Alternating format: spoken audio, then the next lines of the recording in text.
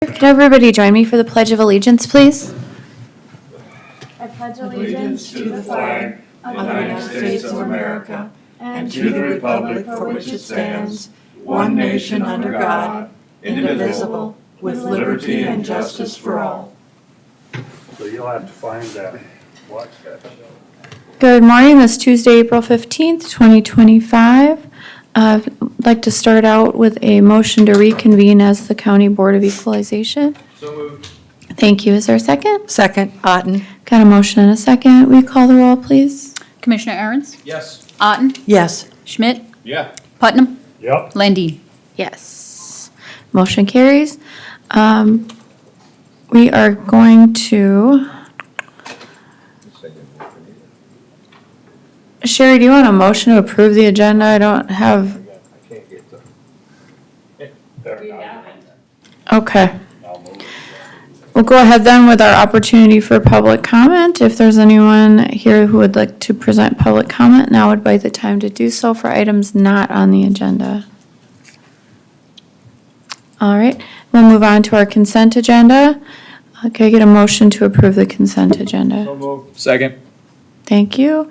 Alicia, will you call the roll? Commissioner Aaron's, Yes. Otten, Yes. Schmidt, Yes. Putnam, Yes. Landine. Yes, motion carries.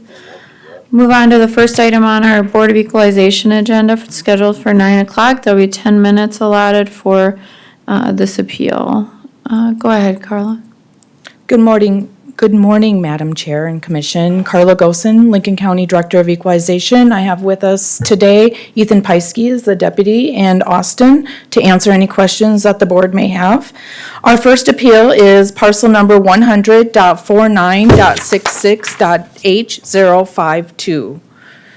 It is a single-family home located at 27121 Mockingbird Trail in Harrisburg. It's owned by Rain Admonson.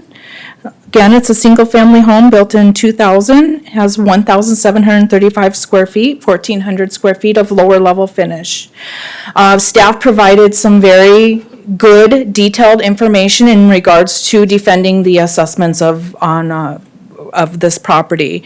I'm going to change gears somewhat for hearings today, and I'm going to address concerns by the appellant.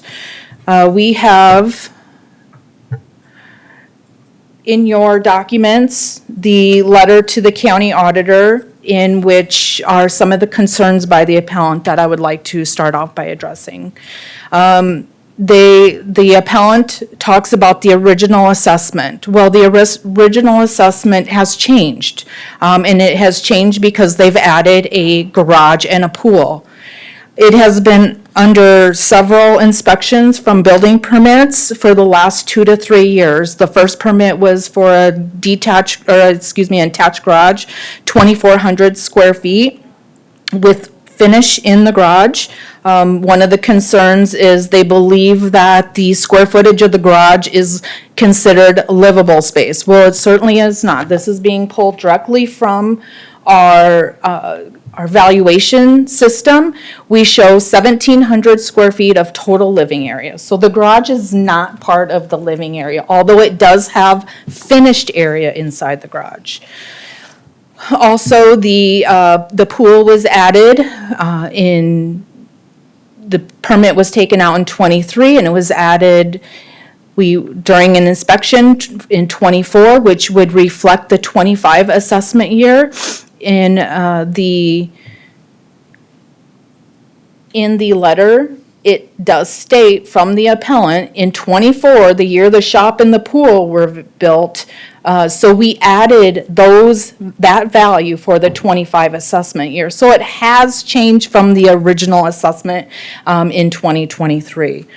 Do want to remind that the was heard at local board, and local board made no change. This was also appealed in 2023, in which went through all 2 levels, the local and the county board, and the county board at that time made no change. That was prior to the addition of the garage and the pool. Again, our information, we show some comparables that are very similar to the subject property, although none of the comparables have the pool or the detached garage. included in their assessment.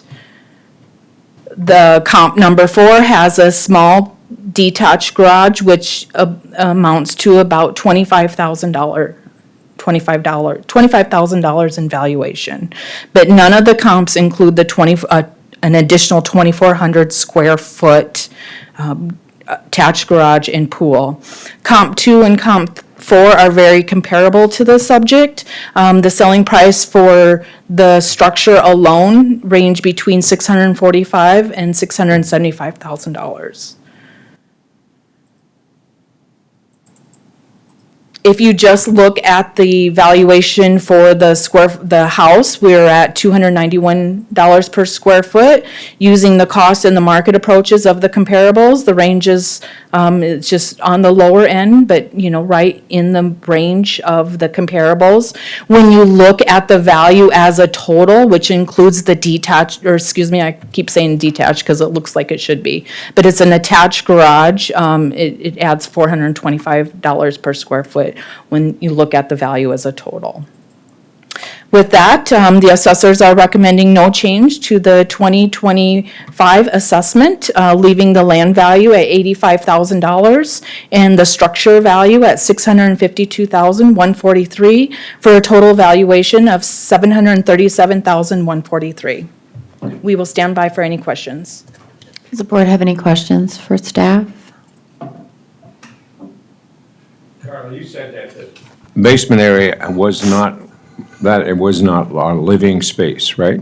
The basement area is totally separated. There's 1,400 square feet of living area in the basement. It's not counted as the total living area because pricing for basement finish is different than the main floor. Okay, thank you. You're welcome. Say, excuse me, the basement isn't finished then? Yes, 1,400 square feet. It is finished? Yes. Okay. Any other questions for staff? Partially finished, yeah. All right, if not then, is the appellant here?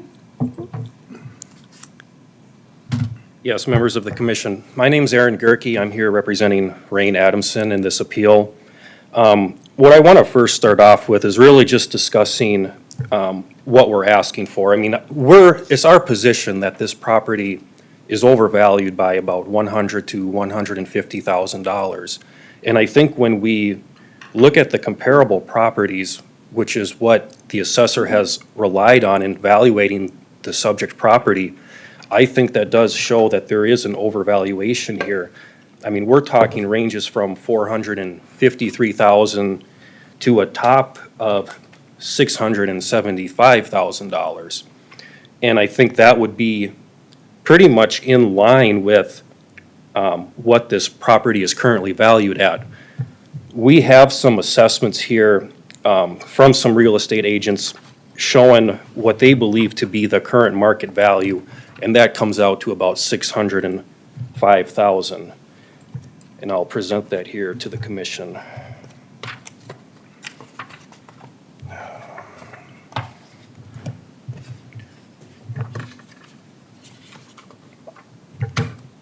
So the first one here, and how do I get that on the screen? Or Do you have copies for everyone, sir? I've got one copy here that I can pass along. You can just give it to the clerk. It'll need to be made part of the record if you want to use it, want it used for your testimony.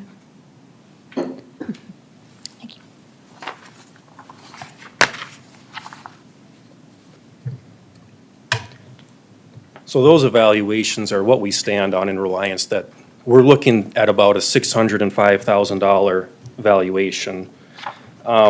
There were some other properties that, Sir, did you want to put that on the dot cam so that we can see it? You can do that, you just need to leave it here with us so we have it as part of the record. okay, does that just show, do you have to? Oh, perfect, okay. Yeah, I'll need those back since I don't have a copy of them.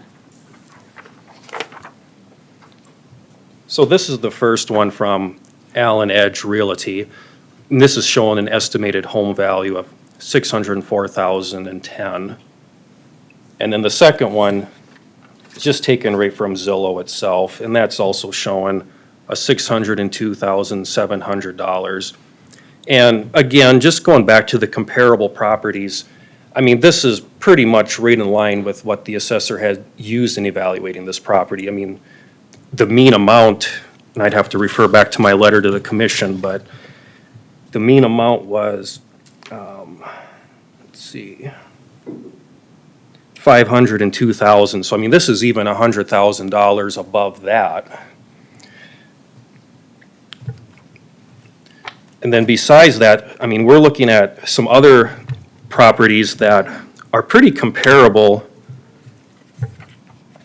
to Mr. Adamson's property. First one I'm going to show here is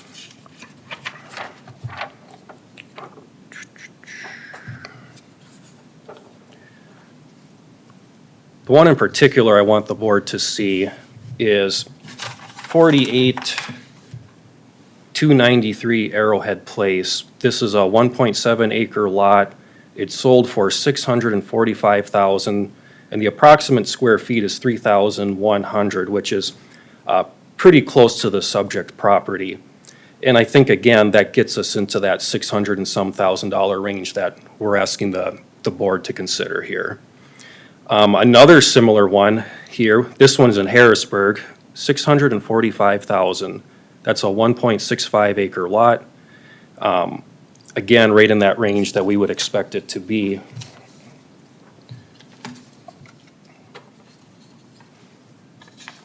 And then one last one here, another sold property in South Dakota, $637,500. That's a 46,000 square foot home. The square footage on that one is 2,900. Again, we feel that's a pretty comparable property to the subject one.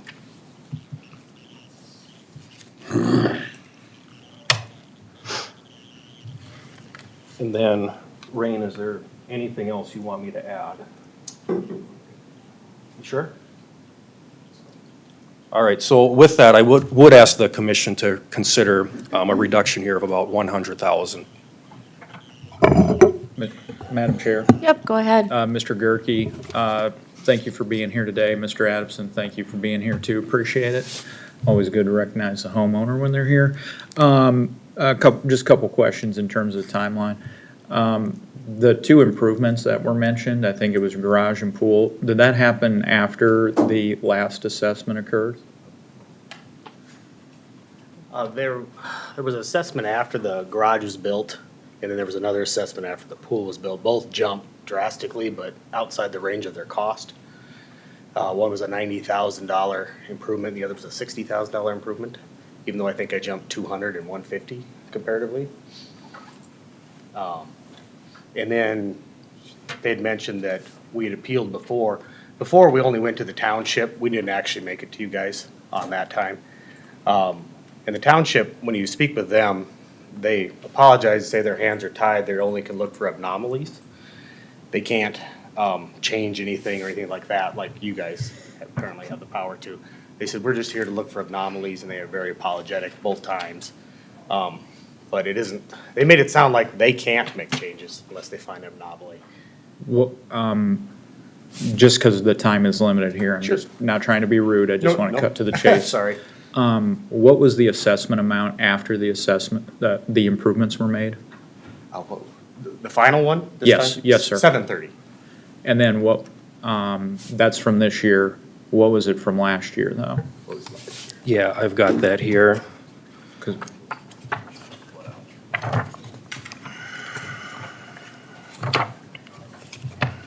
I can tell you. Yeah, Okay. yeah. In '24, $571,972, that was an unfinished garage and no pool, Okay, unfinished garage, all right, partial.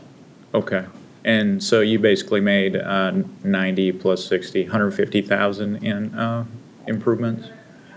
Starting in 2005, it was 385, and since then, we've made 150,000. Okay, thank you. So,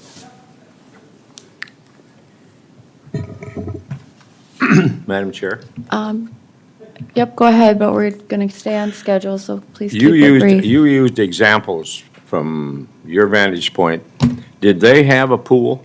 Did they have a basement that was partially finished, did they have a detached garage? I mean, comparables are fun to find if you're looking for stuff, but did they have all of those in there that you used?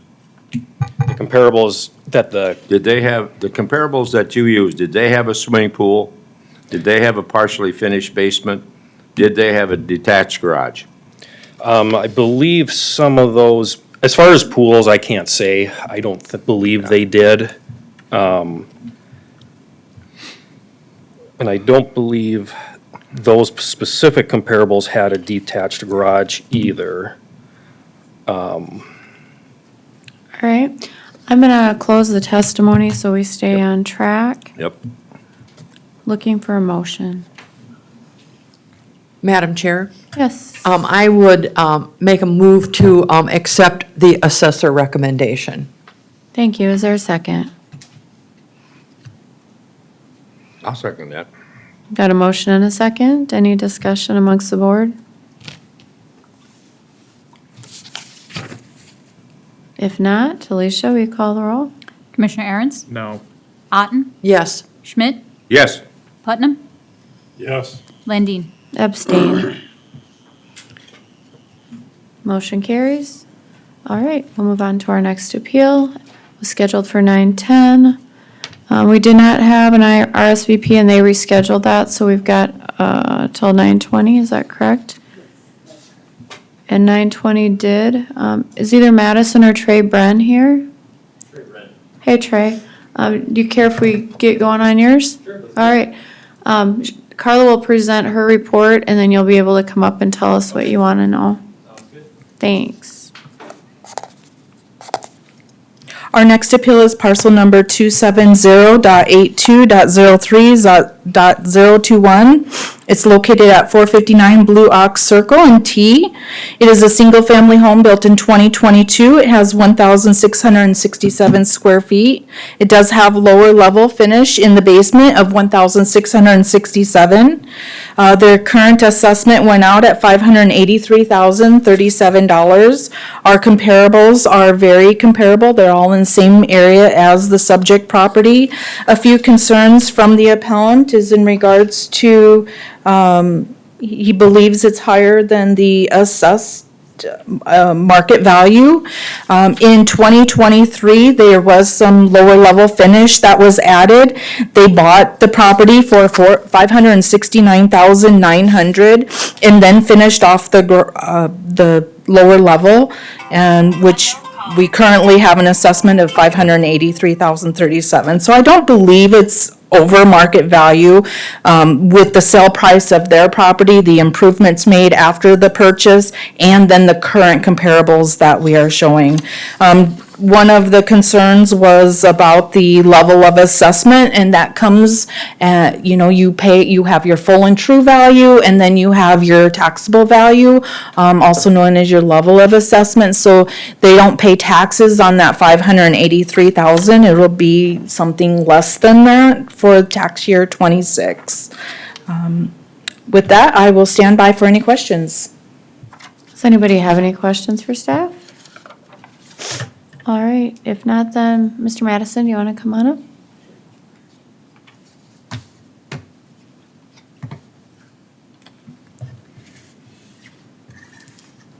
Thank you. I'm sorry, I should have said Mr. Bren. That's fine. Hey, that works. My name's Misspoke. Trey. Thank you. Absolutely. Thanks for taking a look at this today. As Carla mentioned, I'm the homeowner at 459 Blue Ox Circle in Harrisburg, South Dakota. And first thing I'd like to do is just confirm the value of what my home is at, just to make sure that there's no misunderstanding there, and then also take a look at a few of the comparables. I think after reviewing the data, there are a couple inaccuracies as well as an outlier, and then let you know kind of where I think those inaccuracies change the calculation to my assessment.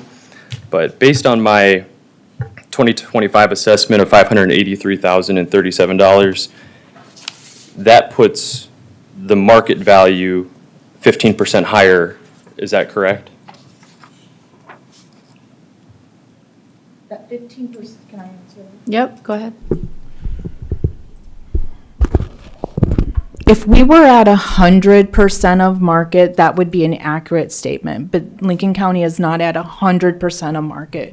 We're at roughly about 89.9% of market value at this point, according to the South Dakota Department of Revenue. So no, that is not the 15, you wouldn't take 15% and add it onto your 583, and that would be your market value. Okay, got it. So you would take the 11% then? That's overall county-wide when you're looking at those statistics. Got it, okay. No, that clears it up a little bit there. Based on the market approach, essentially, the comparables that I would like to take a look at. So there were 4 comparables listed. 2 of the 4, let me just grab that here real quick. Excuse me, 3 of the 4 based in the comparable properties. Am I able to show my documents at all? Yep, there's a doc can up there that you can use. If you want to make part of the record of your appeal, though, you need to leave the copies here. Okay, sure. Yeah, so the comparables that you guys provided, they indicate a lower level finish for comparable number 1 and comparable number 3.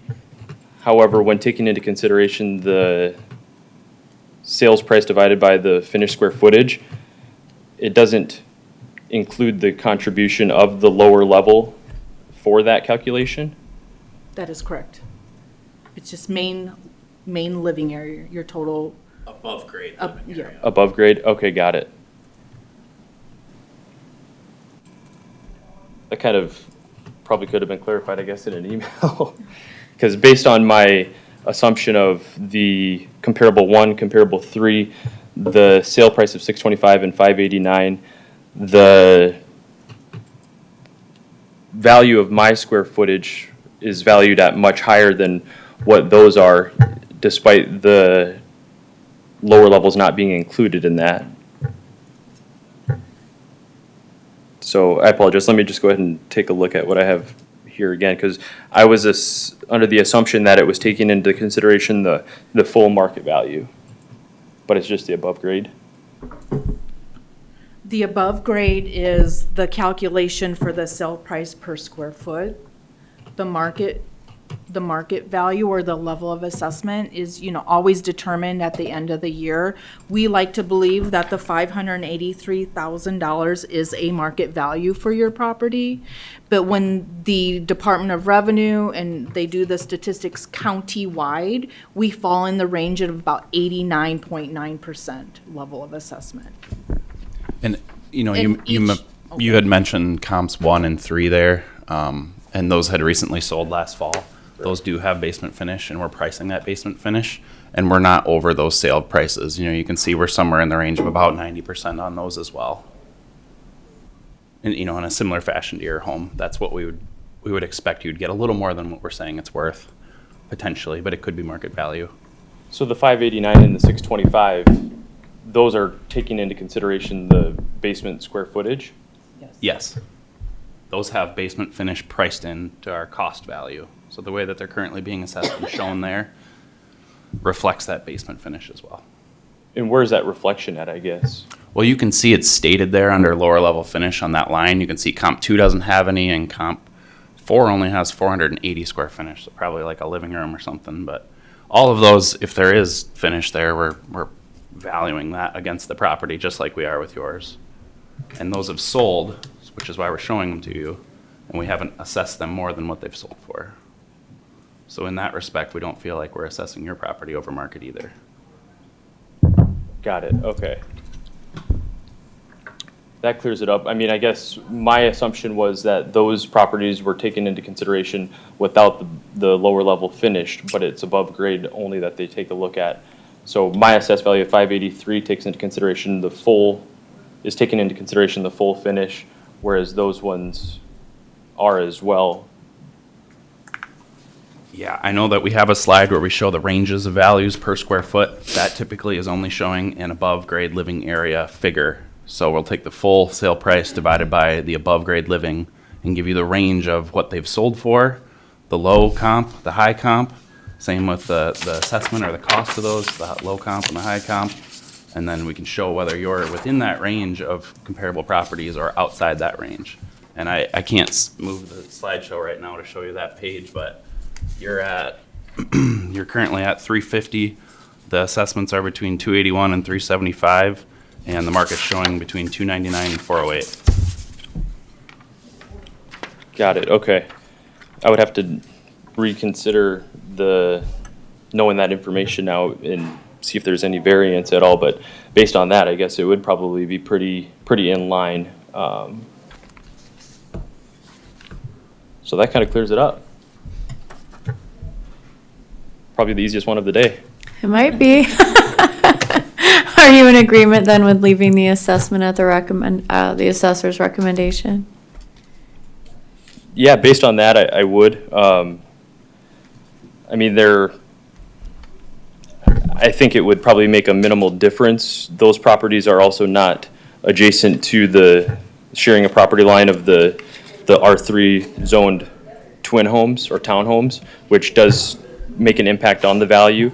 But I don't have that information, I guess, configured to know exactly what impact that would make. That was one other variable that I was potentially gonna bring to the attention, but, Did you take that into We consideration? looked, there just wasn't enough information to determine if it did impact it or not. All of our sales are just across the street, but don't abut those R3 zoned. and the one thing with that, I mean, we did have our home listed last March to June, and we did receive a contract, an offer, which I have available as well. It was the one offer we did receive, and it was it was $595,000.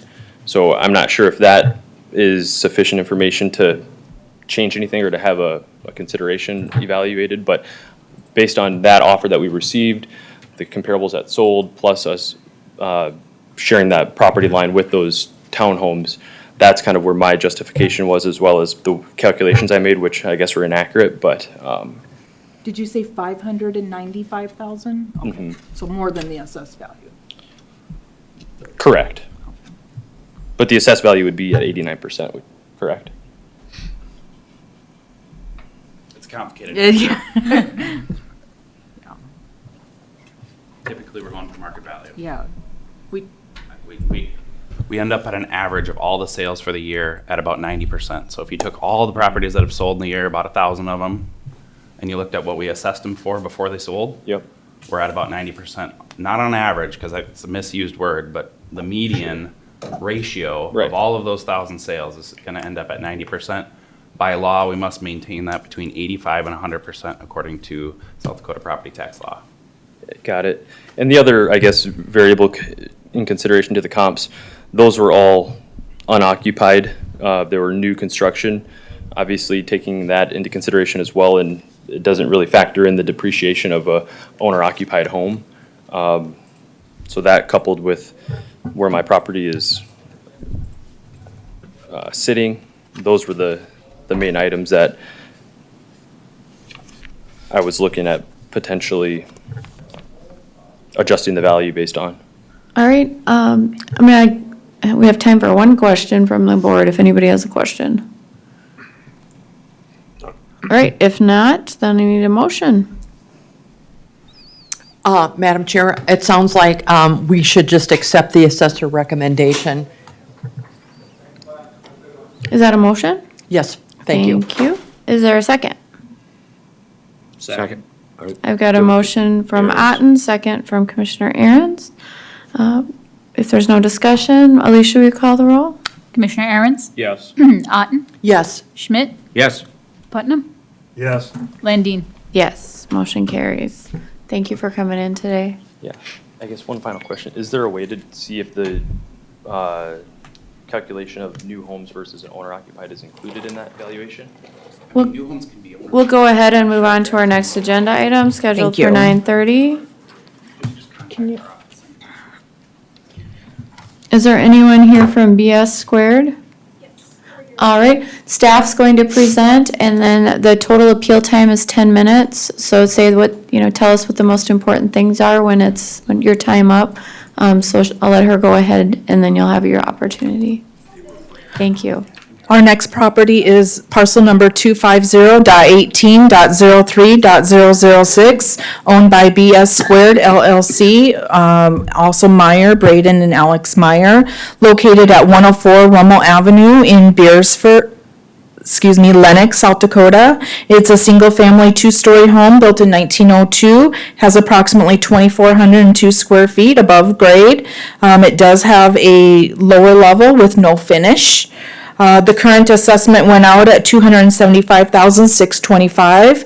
Last week, staff went out and did an inspection on the home. We hadn't had an inspection since the reappraisal of the Lenox area. So upon the assessor's interior and exterior inspection in April 7th, 2025, we determined that the home was in below normal condition. There was definitely some deferred maintenance on the roof, windows, doors. On the inside, they're suffering from some rot. We are recommending to lower the value, leave the land value at $44,625. The structure value lower it to $201,129 for a total valuation of $245,754. That is still above the requested amount by the appellants. The appellants are recommending an evaluation from their 2023 sale price of $200,000. Our comparables are pretty strong. They're all located in Lenox, fairly close to the subject property. All are older homes, such as the Peeled property. Most of the homes are in the early 1900s, same square footage. With that, I will stand by for any questions. Carla, do the Yes. comparables that you used have the same level of deterioration inside those homes that you've noted inside this one? Most of them are in normal condition. Okay, thank you. Yes. Thank you. All right, appellants want to come on up? So I can ask questions now, as far as, Ask questions. This For is your them. time for testimony. Okay. Not for questions. Okay. We did bring some pictures. Yep, there is a dot cam there. If you want to make part of the record, then you'll need to leave those copies when you're done with the clerk. okay, yeah, use mine then. Oh, is it over here? Over here? Oh, I see. There's a sticker. Okay, so just kind of some proof that it's in below average condition due to neglect. You can see it still has the original trim. It's got some of the original light fixtures. Over here, some more of the original light fixtures. Some of the rooms are lit by sconce lighting. You have to manually go and turn them on and off by pulling the string. You've got some of the original radio button switches. There's a couple of small leaks in the roof. Again, more of those original light fixtures and radio button switches. You can see here there's some cracking in the walls. It's all plaster lath original. Some of the original windows are left in the rooms, and then this one in particular has been sealed shut, so that will need to be replaced entirely. Again, here, an original window, and you can see here proof that it's all heated by baseboard heat. In the bathroom, you have the original clawfoot tub and sink, and then up here you have some more cracks in the stairwell. Again, some more cracks, and then the original staircase with the original wood. And again, more evidence of cracks in the plaster lath. And then there's some bowing in the foundation. You can see here on the steps, that third step up is a little bit tilted. And then you can see that again in the picture a little bit with the bow in the wall. You've got some shifting in the foundation and some swelling of the wood. So not all of the doors closed properly like they're supposed to. There's some holes in the floor, potentially from old radiators. So those need to be addressed. And then the basement, as you can see here, is entirely unfinished. And then there's some sagging of the cabinets in the kitchen. And then just a few more pictures, more cracking in the plaster lath. And then again, some of the swelling. There's a built-in. We can't entirely close all of the doors or drawers. So it kind of clears up there. And then it is all of the original floors, so they're kind of thinning with some gaps in them, and there's a little bit of rot in some areas of the house. And those are all I have for pictures. Are there any questions on those? Does anyone on the board have questions for the appellant? Yeah, thanks for being here, folks. So you bought the house back in 2023 for $200,000. Yes. I take it as a fixer-upper? Correct. You ever seen the movie The Money Pit? Okay. Have you made any improvements since then? And if so, what are the value of those improvements? So we've redone the ceilings, some of the ceilings in the basement, just so they're not sagging as much. How much money do you think you put into the house since you bought it?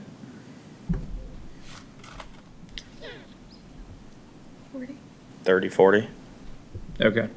And so you put 30 or 40,000, you bought it 200,000, you put 30 or 40, the county now says it's worth 245. That's with both land and house. Sure. Do you think that's a fair assessment then? I think it's a little over what it would be valued at because these pictures were just taken in the last week. So none of the issues in any of these pictures have been addressed. And I think some of these are significant issues that would affect the sale of the home. Okay. In our kitchen too, it's pretty uneven. Like if you set a ball on it, it's all just gonna roll to the one side. What would So you the sell the, foundation needs to be raised. what would you sell the house for? I guess I don't know. I would say, Looking at comparable homes, I think maybe 230, 240 would be reasonable.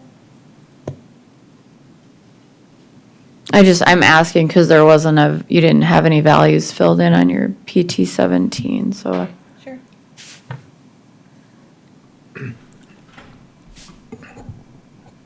All right, any other questions for our appellant?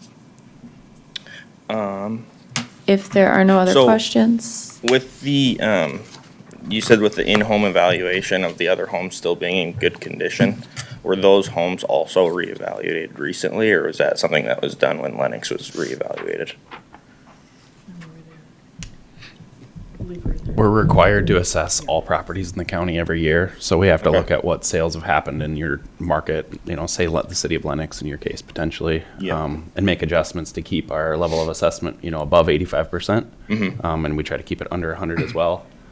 So we reassess property every year. As far as inspections go or reappraisals go, typically that don't, yeah, I think we were there in 2021. I'd have to double check.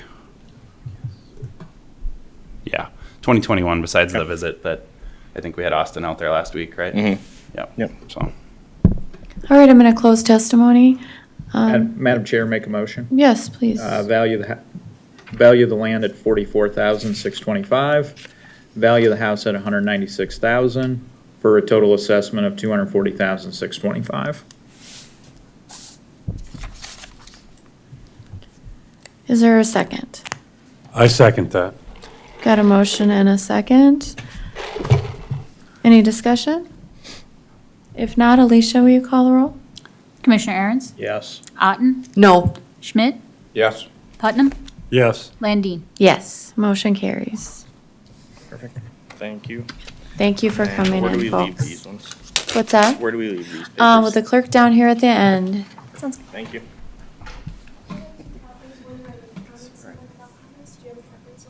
I don't. Thanks. It's a beautiful, it's a beautiful. Schedule orders. It's old. But with a little rubber.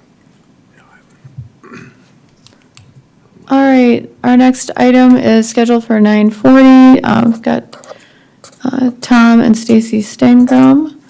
And I see Tom is present. Tom, are you okay if we start a little early? Okay, go ahead, Carla. Thank you. Our next appeal is parcel number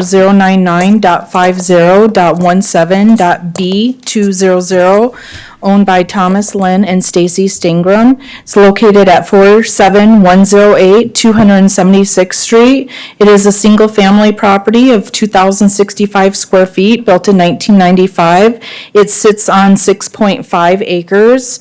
It does have a basement lower level finish of 1,793 square feet, and it also has a detached accessory building. The current assessment went out at $739,850. It was appealed at local board. Local board lowered it to the 2024 value of $535,000. Staff did a lot of research on this property. It has been appealed for the last several years, trying to get to the, the root cause of, on the appeal. The appeal is based on water and how the water is in the ditch and how the water comes onto the property. I do want to let the board know that the structure has not been affected by water. We continue to lower the value of the structure, but the structure value has not been affected by water. We show 4 comps for you, all have some water type issues on their property as well. Wanted to give you that type of information to make your determination. When we look at the 3 approaches to value, we break it down many different ways. Structure alone, the outbuilding, and then complete total valuation. All of the assessments fall in line with the cost and the cost approach to value and also the sales approach to value. Felt we were strong with our comparables. On some of the back pages, you can see where and how the comparable properties are affected by some type of water. And that would be on Comp 1 has some ponding on it. Comp 2 surrounded by the firm flood. Comp 3 has the gray area definitely has some water retention ability when there's heavy rains. And then Comp 4 completely surrounded by water and onto their property as well. So when we look at water and flooding and the flood zones, we look to see if that is impacting the sale price, and it doesn't. We have not determined that there's any adjustments for any flood zones in Lincoln County. We constantly do that study. Carla, Yes. when was the last time any of those comps were for sale? The comparables sold in 2022 and 2023. Okay, and then just one other question. I mean, would you agree that if a buyer knows that, a potential buyer knows that there's habitual ponding on a property, it affects fair market value? I can't say that for certain, but I can say that those properties have been in the floodplain even when they were purchased in 23 and 22. So, and there was sales on them, and those sales are, when I look at our assessments versus the sale price, we're not over-assessed compared to what they're selling for currently and during the time of sale in the floodplain. Okay, thank you. Yes. I do understand the concerns of the appellant. I would like to help the board understand that, holding a value for several years, and keeping it the same, no values staying the same. Statewide, no values stay the same. In the average increase in La Valley Township for the 25 assessment year was 9%. So I just want to give that to you for consideration. And, if we just look at maybe if there is an adjustment, make it to the land and not to the structures. I don't believe the structures have been impacted at all by the flooding. With that, staff and I will stand by for any questions. Does anybody on the board have questions for staff? The Valley Township went up how much percent, Paul? 9%. 9%, thank you. All right, would the appellant like to come up?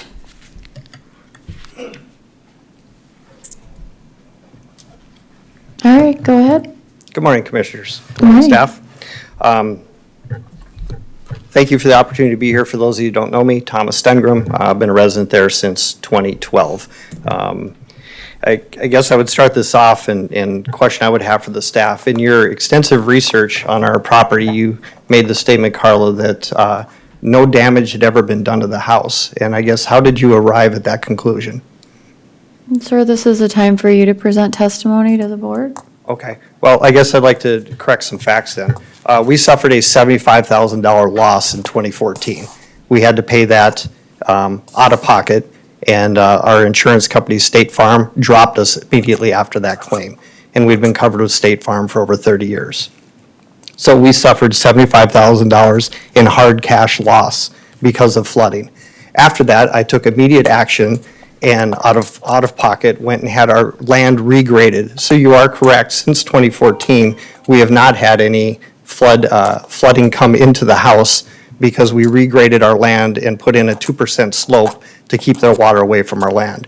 However, with the continued increase of the amount of water that is coming down through the Beaver Creek watershed, which our property is located, with the increase of water that's coming down from the north, the rain events that used to be 6 and 7 inches that would cause flooding, and do you still have that display? I'm sorry, it's been like 2 years since I've been here. Oh, yes, where I can put something down and show.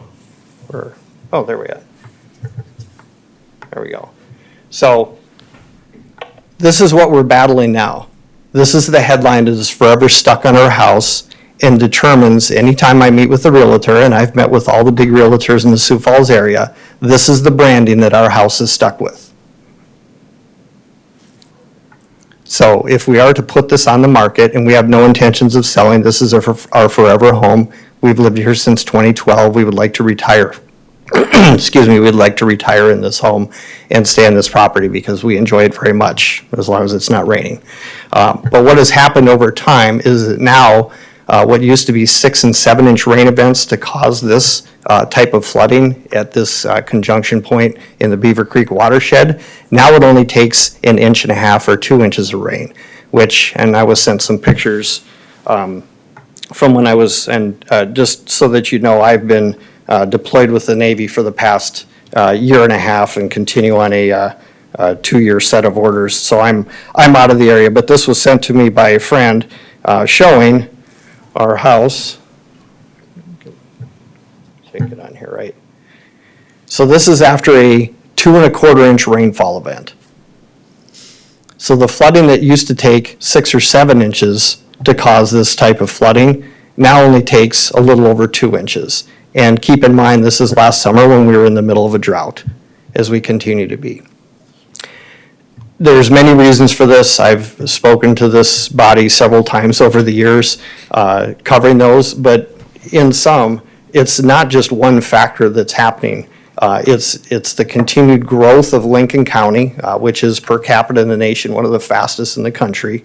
The amount of curb and gutter, additional storm sewers, rooftops, parking lots, asphalt that's put in, continued development, which is all good things for the county, but all of that water is being forced down even further. This coupled with the fact that the farmers north of me in the watershed have cleaned out their ditches. They have put in drain tile, which doesn't require any type of permitting or scrutiny through a hydrology study process. All of that water is converging down. So yes, there may be other properties that don't have that aren't finding sales not to follow through and come through at market value. But the problem we have with our property is that we're branded. And this is known, and this is out there, and we can't change this until we get rain events that come through, and I can take pictures where my driveway is not underwater. My wife has to park down at Southeast Electric, and while she even worked for this very office, had to park down at Southeast Electric, walk half a mile down the road through ankle-deep water, and then go through the driveway where it's knee-deep at the low point there, just to get home. Now, knowing that and having to disclose that ethically when we go to sell our home, this home is not worth $732,000. We're not going to get that in the open market. I would absolutely love for these flooding issues to be addressed so that we can get that and potentially even more. I would argue that our property, if it were not being flooded by water, would probably be even worth more than that. And I would agree to that. But until we alleviate the problems and get rid of, and can show that this headline is no longer true, the value, I think it even $50,000, even that is high. Because this property is basically unsellable. Everyone knows this out in the real estate market. Acreages are extremely desired, especially those that are on a paved road. We have a great location. I can be anywhere in Sioux Falls in 20 minutes. All right, I'm going to close testimony. Looking for a motion. Madam Chair, Yes, go ahead. make a motion to do the following. Value the house at $494,000, $435,000. Value the other buildings at $47,915. And then value the land at $20,000.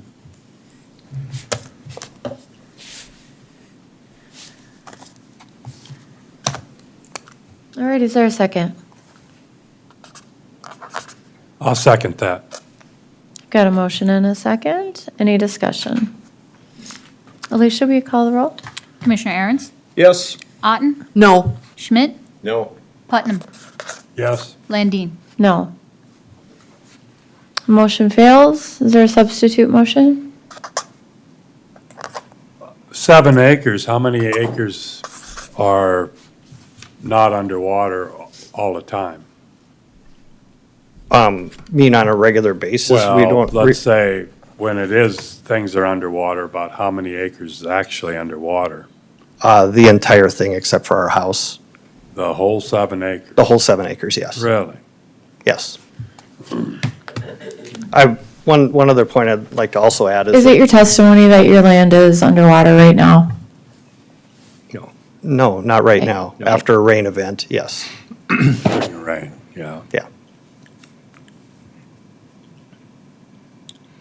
Looking for a motion.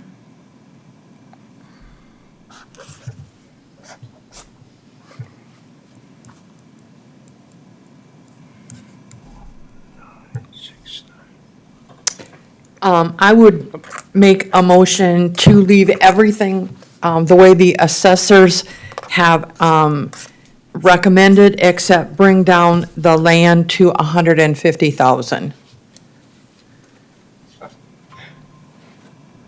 I'll second Commissioner Otten's recommendation because that was mine.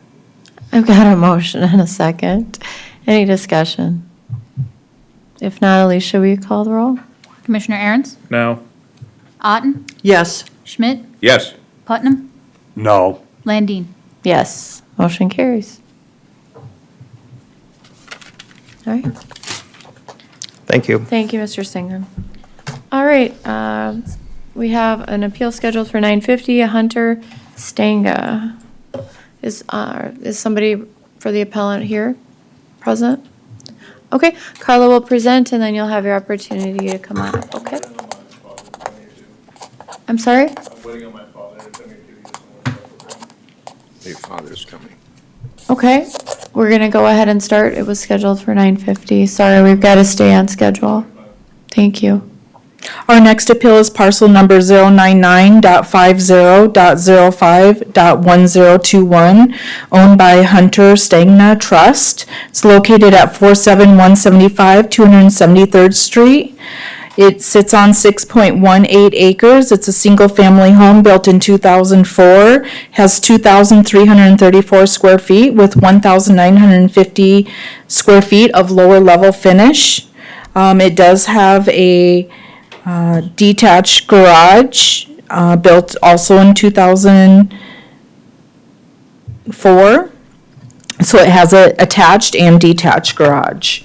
This property was heard at local board. Local board lowered the value down to $600,000. The original assessment went out at $761,512. I did appeal it back to be heard at county board. I felt the decision of the local board put this property unequal to like properties. If you look at slide number, it's towards the back.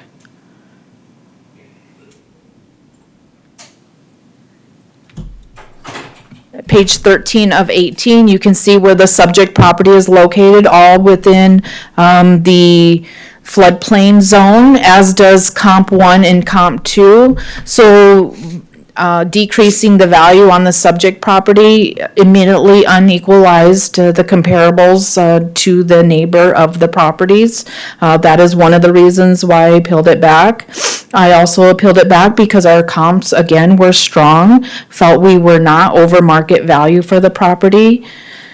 Not saying that we have seen pictures, there are some times where this particular property does have water adjoining it in the creek to the back.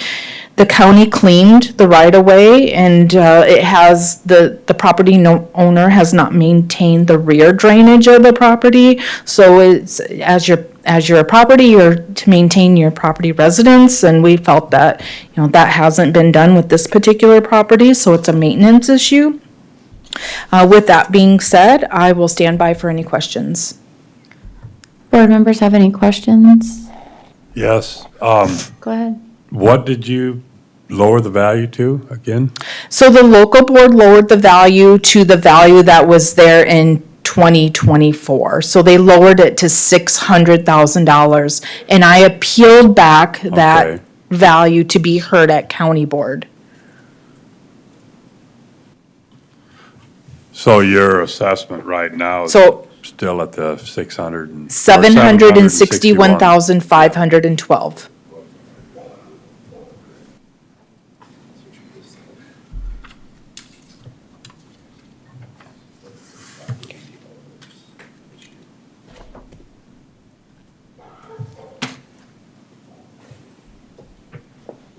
If there are no questions for staff, the appellant can come on up.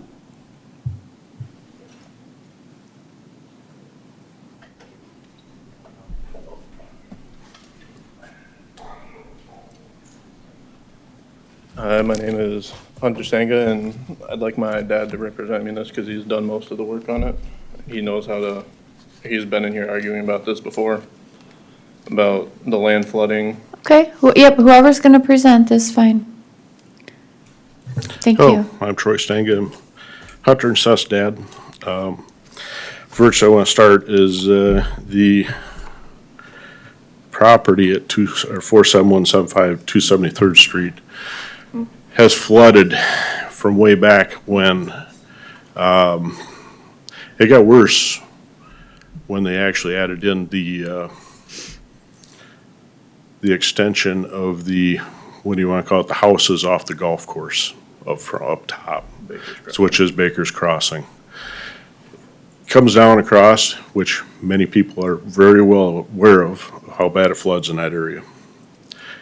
We had to sue one of the developers to actually get a drain tile put in from Mesner's down to the creek to help alleviate some of the drainage that came from the north. It still comes from the north, and they still are not at the point where they should actually have their drainage pit area is not up to what was supposed to be spec'd at, but nobody looks at that. It's been at the counties. The county's known about it for 10 or so years. They won't do anything about it. We had to sue the developer to get the drainage in, the drain pipe in.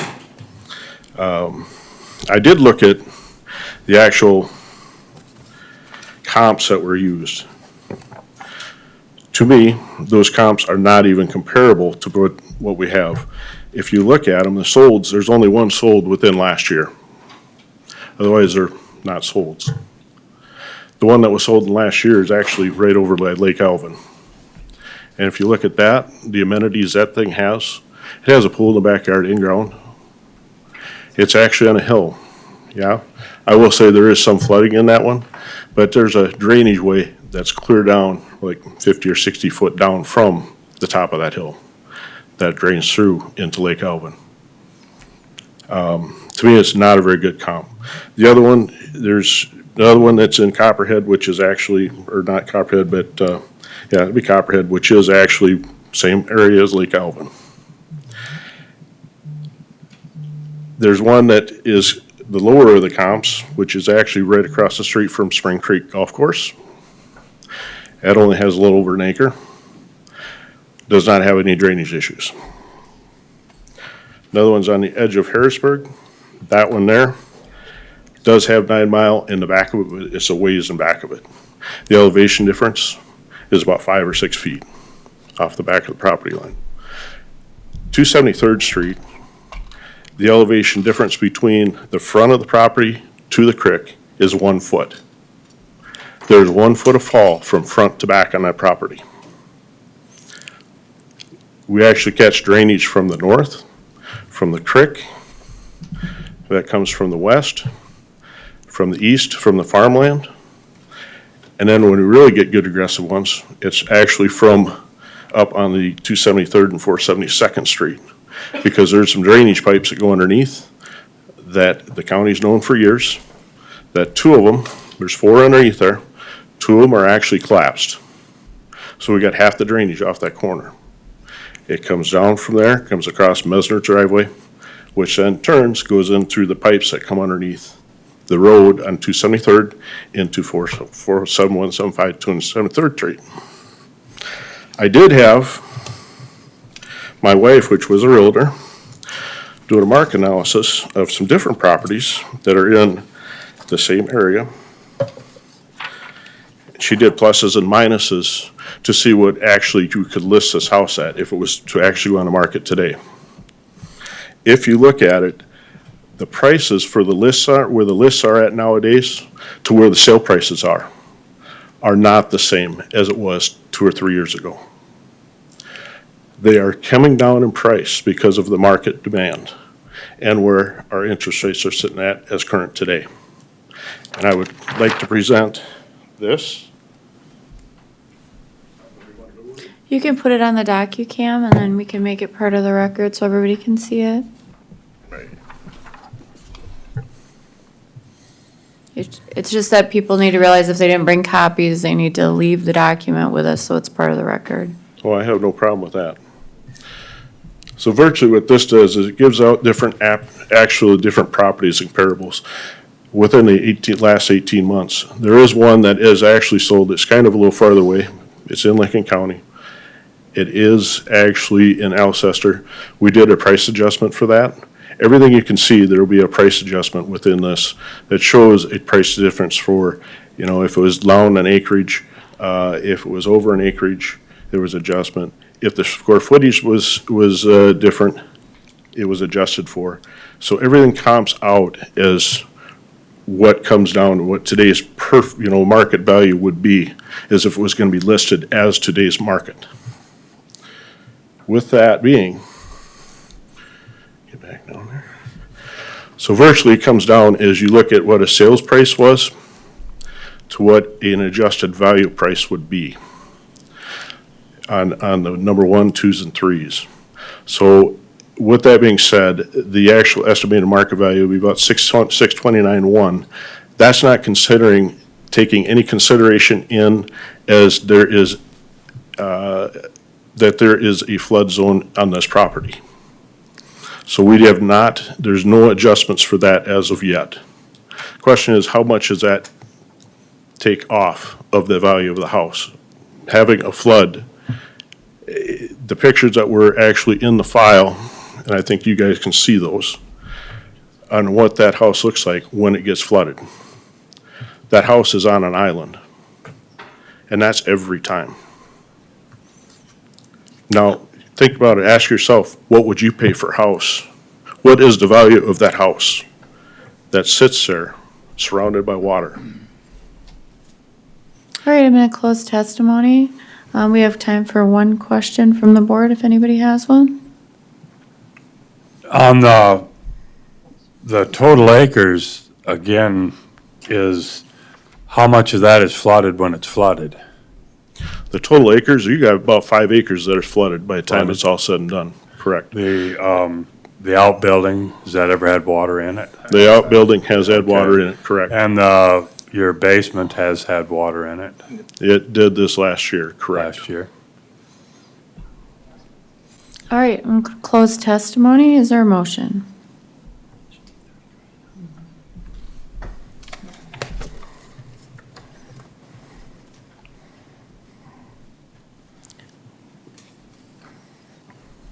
I'm looking for a motion, and I'll just kind of put my thoughts out there, although I won't be making it. For $171,350 on the land, $456,402 on the house, and leaving the other buildings at the $56,008.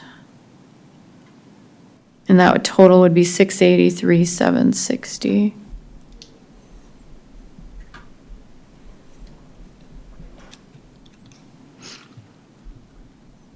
Can I ask a question? You can make a motion, and then we can have discussion. Well, Testimony's closed. I'm thinking the 600,000 looks pretty good to me. I'm looking for a motion.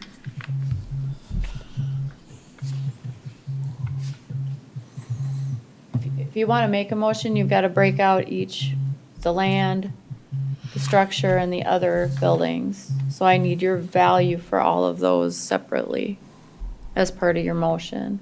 Did not know that. Madam Chair, Yep, go ahead.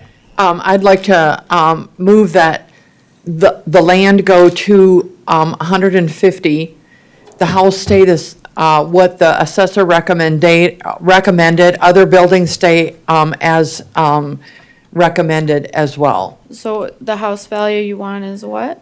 The house left at 512,804. And the other buildings? The, left at 56,008, and the, land go to 150. Okay, and did you have a total on those? I did not, sorry. 718812. Okay, I've got a motion. Is there a second?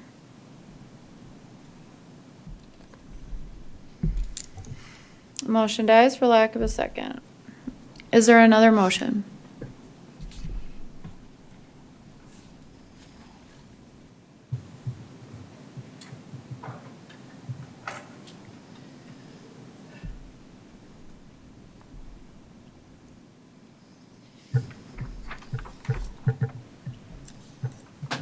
Madam Chair, I'm just gonna let you know, I'm abstaining from this. so I you're was not- wondering you're not what was gonna hear- going on over You're there. not gonna hear from me. Okay. Well, we might want to wait till Jim comes back then. I guess you don't have to, but. I'd leave it with that. We got a full-time job. We got a tent too. I'm looking for a motion. Damn, you got them all panicked.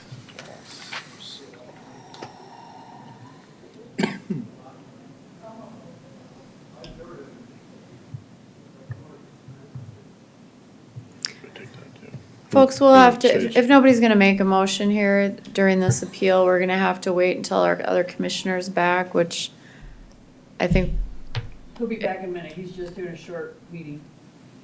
okay, well, I need to keep on track, so.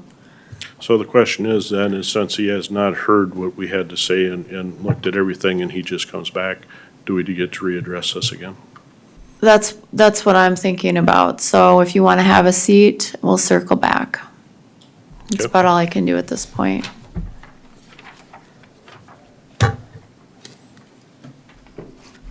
So we're gonna hold that one in abeyance, and then we'll move on to the one that's scheduled for 10 o'clock. Our next appeal is parcel number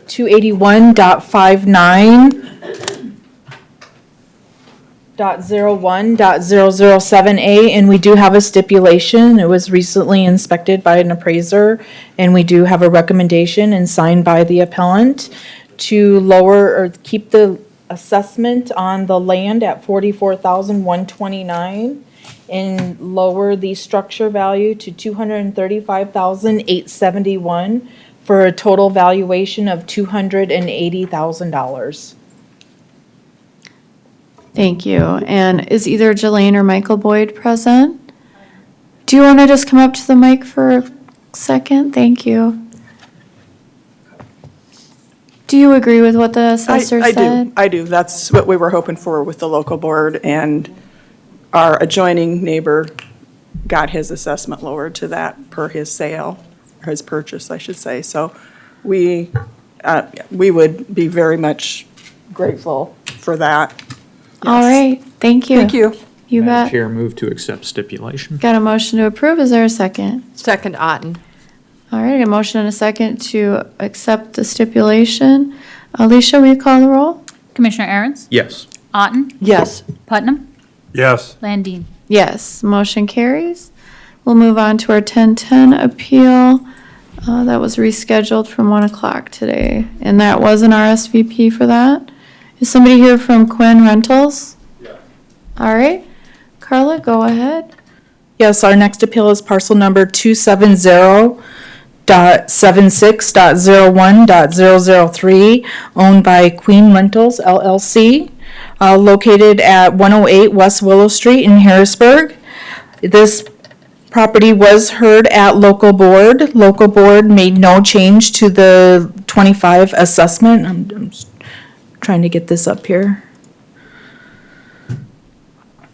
The total assessment went out at land, $255,950, structures, and there are many, $832,351, for a total valuation of $1,088,301.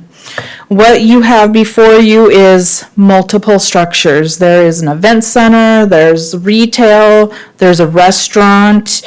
It's a whole conglomerate of buildings attached to this land.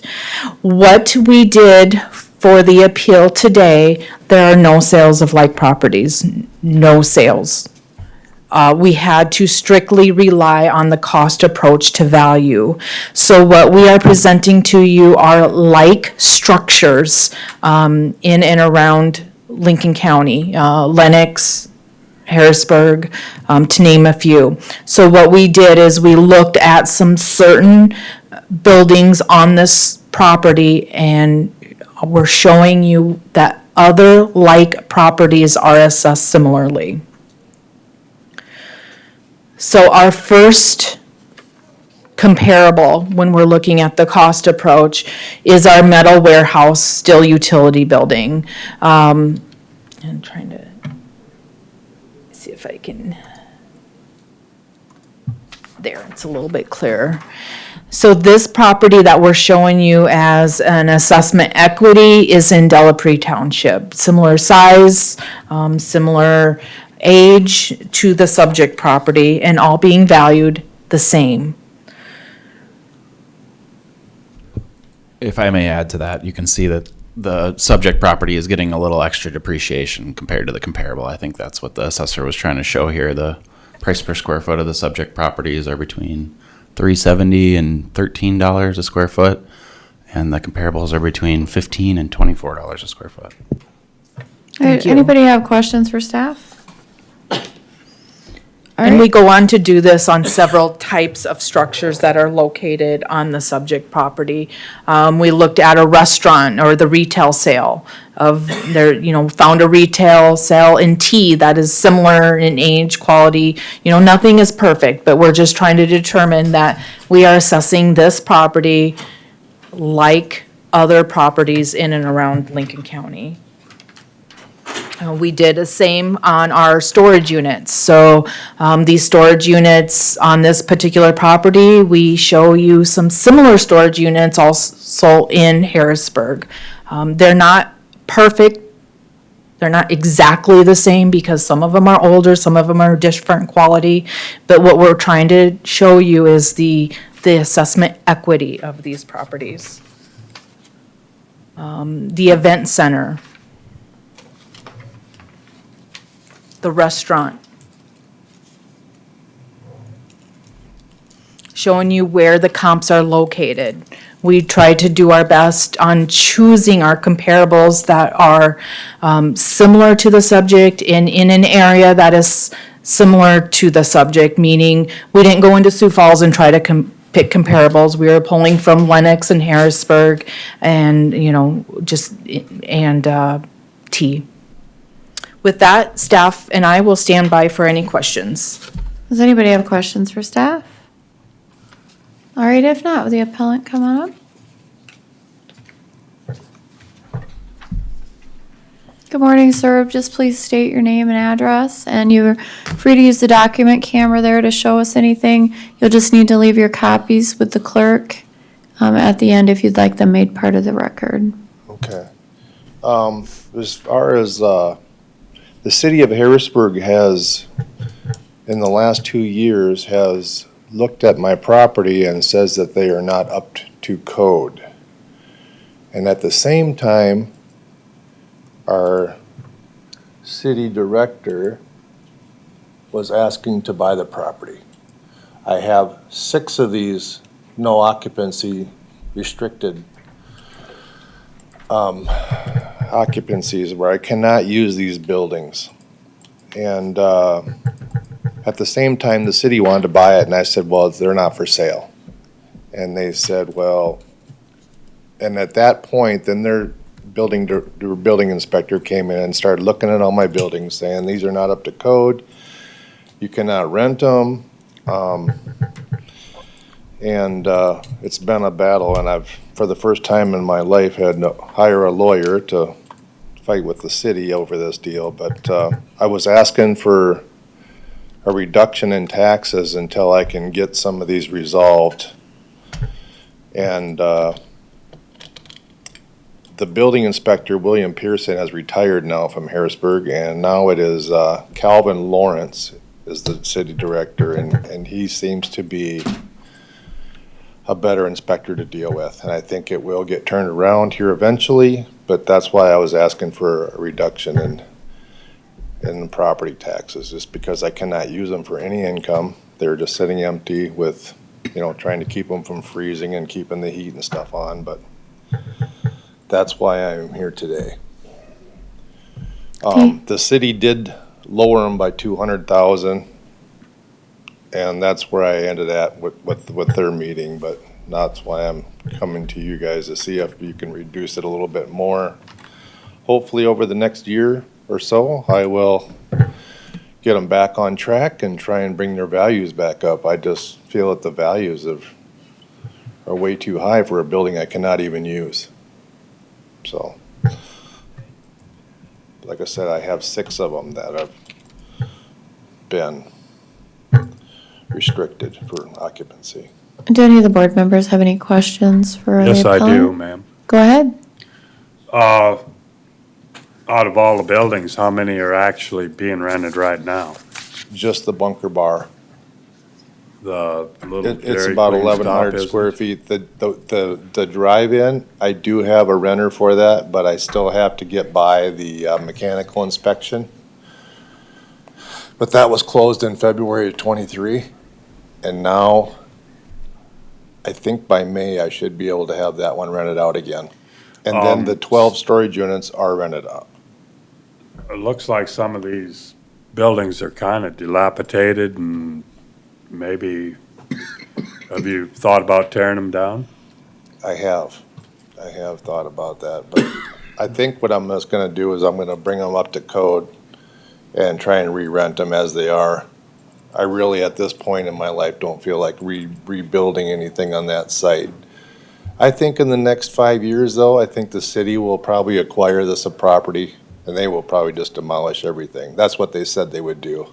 They said if they bought it, they would level everything I've got, and they would build something new there, next to their park. What did Madam Chair? Yep, go ahead, please. Just real quick, what did the city give, you said the city gave you a little discount, what did they assess the value at?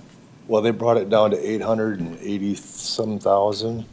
I think they just dropped it 200,000 is exactly what they went to from that new assessment of 1,088,000. Okay, thank you. Thank you. That is accurate. I'm looking for a motion. Madam Chair, I'll move to adopt City of Harrisburg's recommendation. Carla, do you know what that number is? 625,000 for the structures, 255,950 for the land. That's my motion. Got a motion? Is there a second? Second, Otten. Got a second? If there's no discussion, Alicia, will you call the roll? Madam Chair, can I just make one quick comment here? Yeah, absolutely. The only reason I'm making a comment on this, I think the land is actually worth more than the structures. I think it's highly commercially desirable. I think the structures are, I know that part of town very well. I'm sure other commissioners do. I think it's an investment property in waiting. I actually think the land is worth more. So, but I'll just do what the city of Harrisburg did because I'm sure they I would probably. agree with that. I would Yeah. say the land's probably worth more. The buildings, I mean, they're pole buildings, a lot of them, other than the barn. You know, they're 40 years old. All right, we got a motion on the table. Clerk, call the roll, please. Commissioner Aaron's? Yes. Otten? Yes. Schmidt? Yes. Putnam? Yes. Landine? Yes, motion carries. Thank you for coming in, sir. So how did we end up? We just going with, We accepted the city's recommendation, so it did go down from what the assessor had originally had. okay. Thank you. Thank you. All right, we have got a little open spot here, so we're gonna circle back to number 6 on our agenda, which is the Stanga property. And there was a presentation given. We're gonna limit this to a strict 10 minutes. Sir, if you wanna come up and update Commissioner Schmidt on what you presented earlier, and we'll get you taken care of. Okay. So virtually, this is no hidden thing as far as what 475, 175, I can't even say it, 47175, 273rd Streets flooding has been over the years.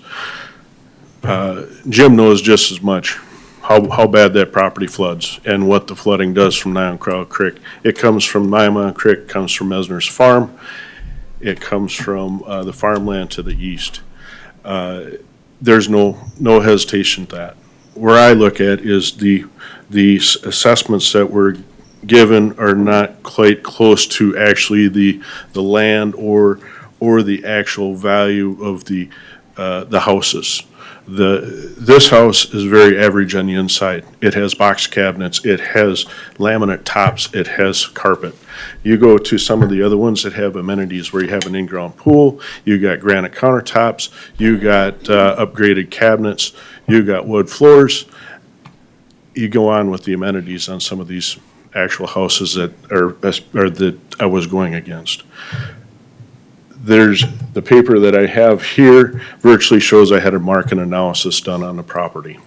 If it was listed today, and this is not taking consideration that there's a flood zone on this property, that the assessment, they've said it would be about 629, 100, pretty close for a listing price.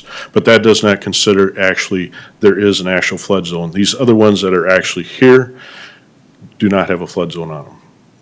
So that needs to be figured at what consideration that would actually run. The other ones that the assessor's office actually did have shows that there was some flood zones on them, but they were into the back part of the property, but they were not actually, there's only one that actually really had 9 Mile Creek in back of it, but the elevations were way different. From 473rd or 273rd Streets, the property has 1 foot drop from the front to the back. The other ones actually have a hill. They're on a hill, they're way down there. So what I'm just trying to present is that honestly, the value of the property is way different than what the assessor is coming up with their comps. Their comps, I think, could have been a little bit better in looking at what the finishes were, the property itself, and not grabbing an area that is up in price range because it's more desirable, especially being by Lake Elvin there. I look at my neighbors, if you look at the part of what the assessor sent to, the acres, we're at 31,000 some odd dollars per acre. Right next door, they're at $26,780, I think it was, or $680. What's the difference between the land price? Doesn't make sense. I mean, it's right next door. Do I got more black dirt than they got? Do I just got a better scenery than they got? Do I got a different elevation than they have? Who knows? It doesn't make sense. No sense at all. So I'm just asking today is if we can actually come back to a reasonable resolution on an actual value on the property. Commissioner Schmidt, do you have any questions for the appellant? Commissioner, no questions? No, I don't. All I right. know the property. I know that Mr. Stenga probably has a greater flood than the previous person that was showing all the pictures, because I'm looking for a motion, if there are no questions. I'm trying to work one up here. 6. Madam Chair, Yep. I'd make a motion for the land to go to 175, the structure to go to 512,804,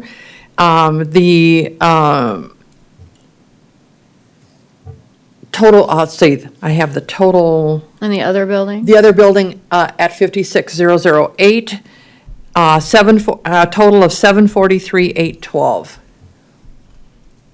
I can't vote for that. I've got a motion, is there a second? Motion fails for lack of a second. I'm still looking for a motion. I'd make a motion. I'm still going back to 600,000 and 150, 392, 518, and 57. Okay, give me some numbers that I can use, like what do you want the land at? Well, the land was at 150,000. The house? The house at 392. I'm just going on 24s. And then the other buildings? That's at 57, I circled around that, so 82 maybe. It was $56,008. There you go. Which comes out to the 600,000 that they paid in 24. Or was it valued at 24?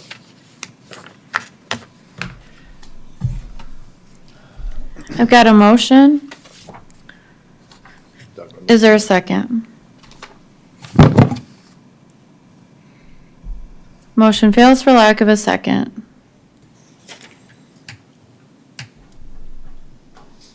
I'll reiterate what I was looking for in a motion, which was 171,350 on the land, 456,402 on the house, and leaving the other buildings at $56,008. And that total would have been 683,760. How much? 6? The total would, if I can get a motion that I'm suggesting, the total would be 683,760. I'll give you that motion. I was close. All right, I've got a motion by Commissioner Schmidt to have the land at 171,350, the house at 456,402, and the other buildings at $56,008. Is there a second?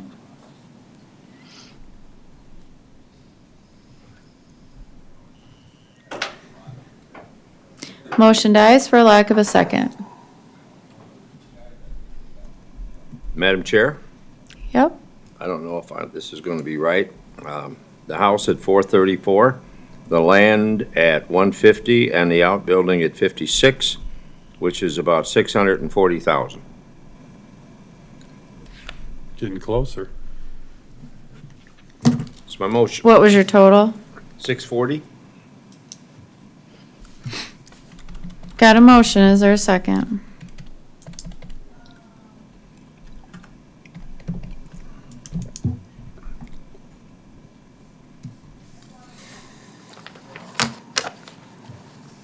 Commissioners, are we high? Motion fails for lack of a second. Are we high? Are we low? Somebody say something. I like the Commissioner 600,000. Aaron's will be abstaining, so that's why he's so quiet in this I can't discussion. vote for the 6. I just can't. Well, you want to go in between? Well, I got 6, 620? I got 640. I'd go for 620 maybe. Figure it out, folks. Commissioner Otten, what's your flavor? Mr. Aaron's. I think that's too low. I do too. I think 640 was a fair price. Yeah, Sir. 629, I know.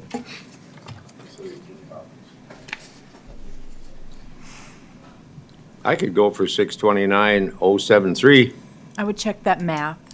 huh? I would check that math. Check that math? Okay. All right. You're questioning somebody's math? I saw some net adjustments that were, The adjustments are all made. Right now, I'm considering looking square foot for and stuff. a motion amongst the commission. I would second that, What's the motion? 629. What's the motion? I don't know. We got to figure that out. Carla, you think that assessment is, can you, I don't want to put you on the spot, but do you think that there are some issues in that appraisal thing?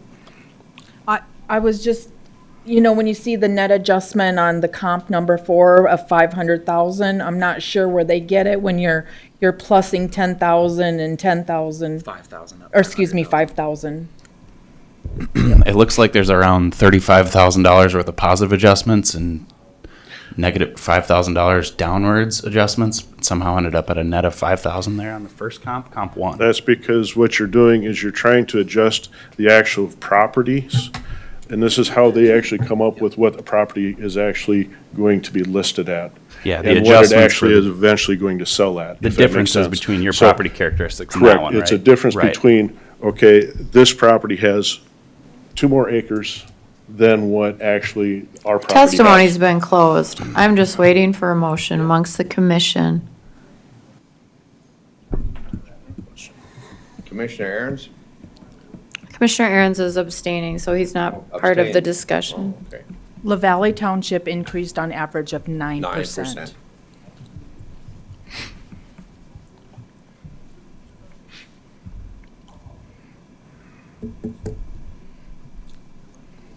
Well, So I'm in a conundrum here. Where are we sitting? What are we doing? I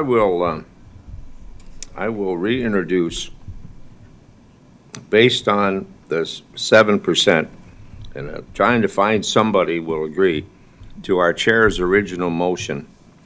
And I like, you were at 680, I was at 640. I'm playing a game in the middle. How about 650? That's what I was trying to figure out. Yeah. 650 in the middle. I don't know how to, I don't know how to adjust that to get to that level, but to get this thing off center. So what's the land value, Deb? Percent. One carry the 2, so that's 43, 45, $451, $451. Yeah. So if you use your 650 and leave your other buildings at the 56,008, we just Yeah. have to figure out the other 2 pieces. Yeah.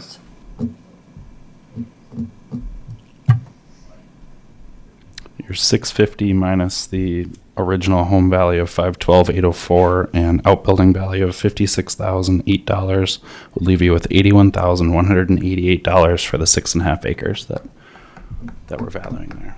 If that's how you wanted to handle that.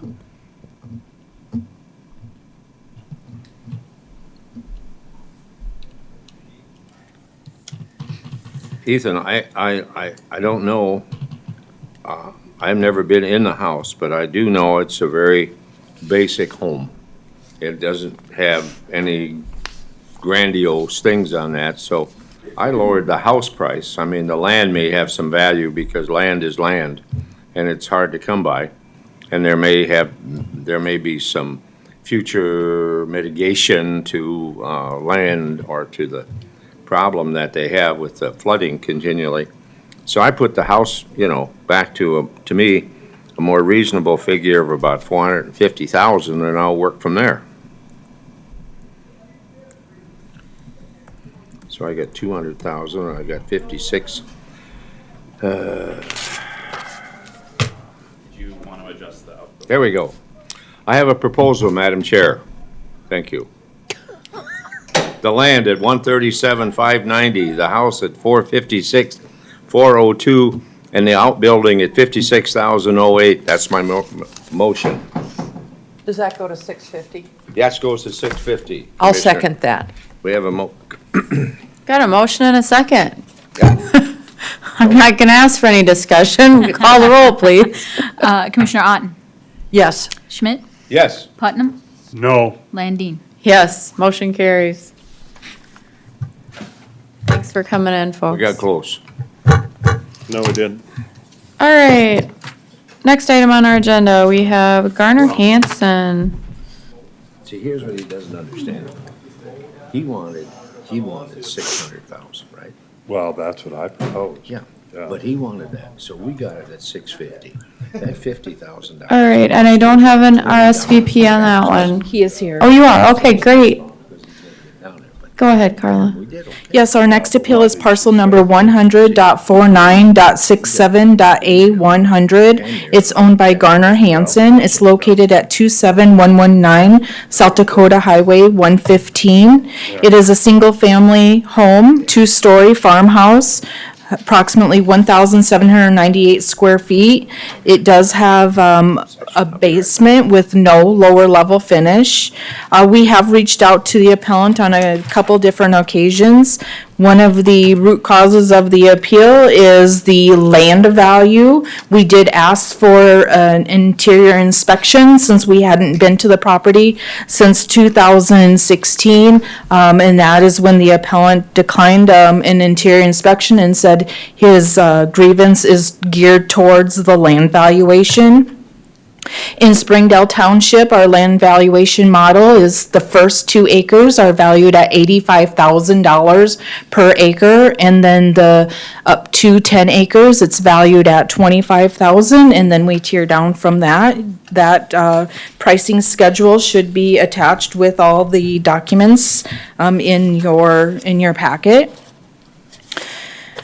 When we did the study in 2024 for the land valuation, there were many sales that we took into consideration to develop our land table.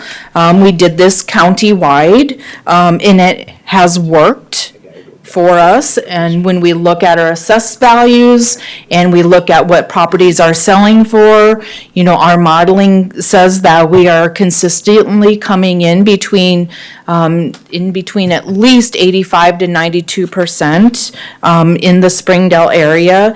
When we did our valuation schedule on this land, overall, it was about 94% when we looked at the over 100 sales to determine these land valuation comps. I felt the comps were strong with the property. We did 2 different types of comparisons for you. One included the structure value, so you could see overall valuation for home and land and improvements. And then the second part of our appeal was just strictly the land value, since that was the basis for the valuation. This was heard at local board, and local board made no change to the 2025 assessment. With that, I will stand by for any questions, staff and I. Thank you. Commission have any questions for staff? All right, the Thank you for appellant, what you would you do. like to come on up, sir? And just state your name and address, and then go ahead and give us your testimony. Sure. Garner Hanson, 27119 South Dakota Highway 115 in Harrisburg. We're talking, about the whole valuation here. I did appeal this the previous year at the local board. Local board agreed with me wholeheartedly and left it at the valuation that it was at. In other words, the local board, I don't know how they changed their mind. I think there's different people on it, but I think 2 of the guys were gonna agree with me, but the lady was not. So they chose to go with just having me come up here and talk to you guys. So property really hasn't changed $100,000 in a year since they agreed with me the year before. And then when you're looking at what she's trying to do with this value approach on land in this area that she's talking about, where it's $85,000 for the first 2 acres, $45,000 for the second. If you want to take a look at the comparables that they gave me, I suppose we could go through them here. I mean, you're talking about land that is very desirable that is getting this kind of money, okay? And I don't know if any of you have been even close to my acreage, but it's an old farm acreage, okay? It's got about, 45, 50 trees that are dead that need to be taken down. It's got a rock pile, bigger than my house in the middle of the property. It's got an old silo base that's ingrained and embedded into the ground in my back lot that I can't get out unless I get a dozer. And it's got about, 300-400 wild trees growing in the last 2 acres of it that have been there since I bought it. Okay, and to try and clear those out is not gonna be easy. You wanna look at some of the comparables here. Take the comparable at 27213 Cedar Ridge. It's 2.27 acres, and it is in the in a very prestigious neighborhood. And houses next to it are selling for millions. There are multi-million-dollar homes in that neighborhood. That is the land you are trying to compare my farm acreage to. Now, I don't know about you, but that just does not seem right to me to value my land as the same as a multi-million-dollar housing development land. I don't care where it sits in relationship to Sioux Falls, Harrisburg, or T. That makes no sense whatsoever. So that's one. Now you look at comparable 3. Well, that's right next door to comparable 2. Right next door to the same lot. Same multi-million-dollar housing development, right next to Lake Alvin. How many acres does he have now? I was trying to figure that out. Now you look over, at, I believe it's comparable 4. 5.77. 5.77. Yep. You look at, let me see which one I got here. Well, we'll go to comparable 1. Now, somebody really wanted this piece of property because they apparently paid $700,000 for this chunk of land. Okay? That's somebody who really just wanted that chunk of land. Now, they're gonna have their reasons on why they wanted it, but I'll give you a guess.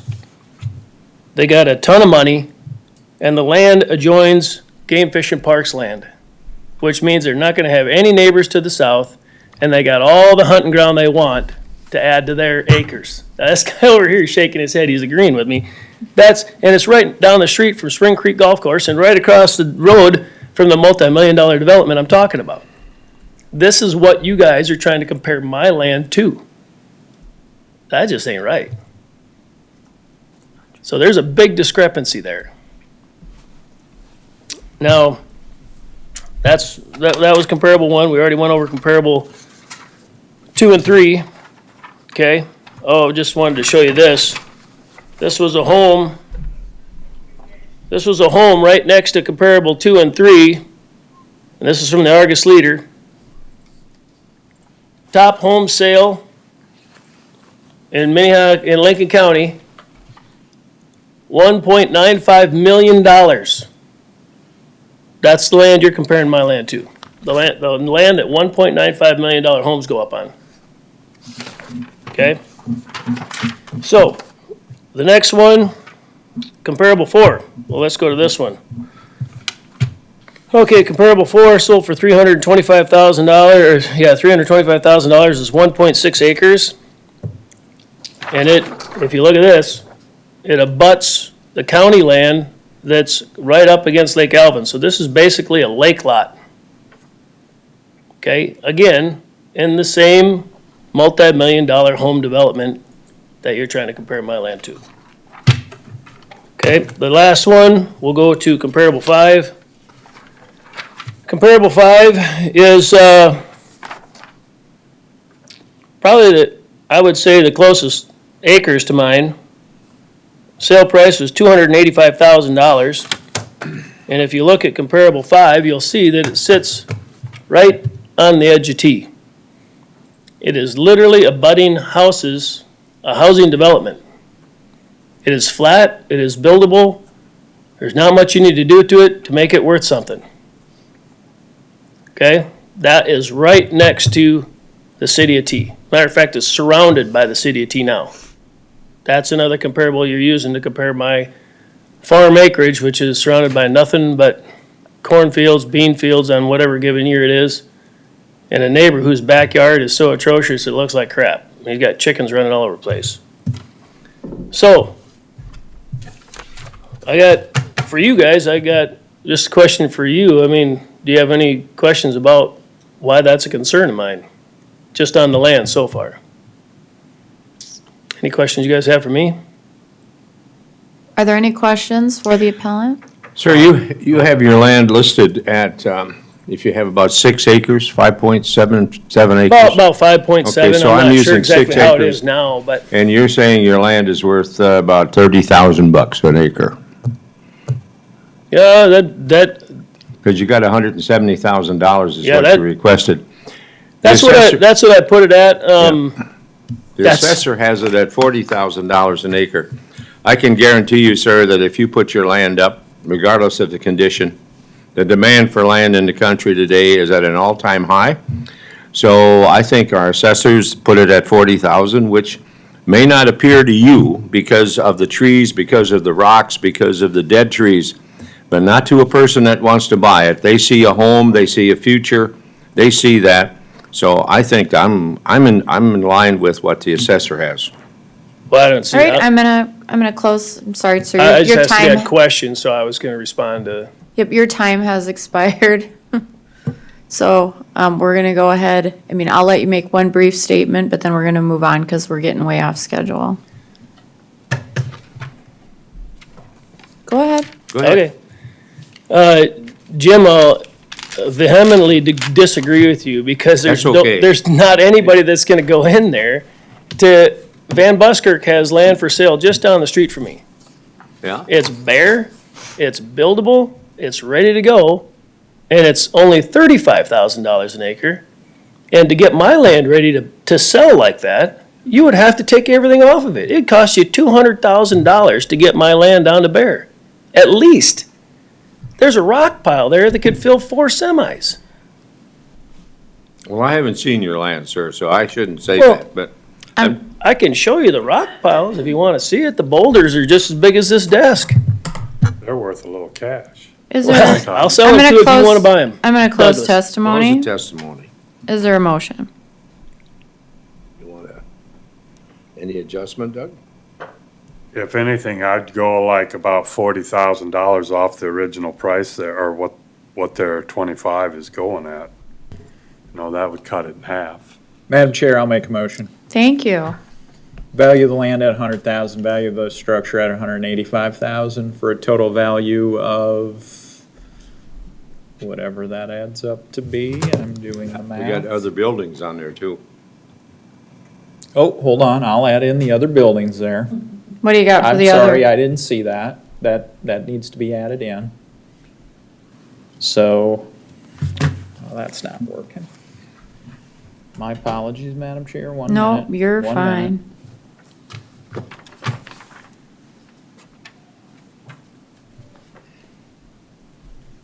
What did I say on the land? You said you had 100,000 and then you had 185 Plus 185, on the structure. plus other buildings, 46,810. That for a total of 331,810? So you're doing the other at 46,810? Yes. All right. So I've got a motion to value the land at 100,000, the structure at 185,000, and the other buildings at $46,810 for a total of $331,810. Is there a second? I'll second it. I've got a second. Alicia, will you call the roll? Commissioner Aaron's? Yes. Otten? No. Schmidt? No. Putnam? Yes. Landine?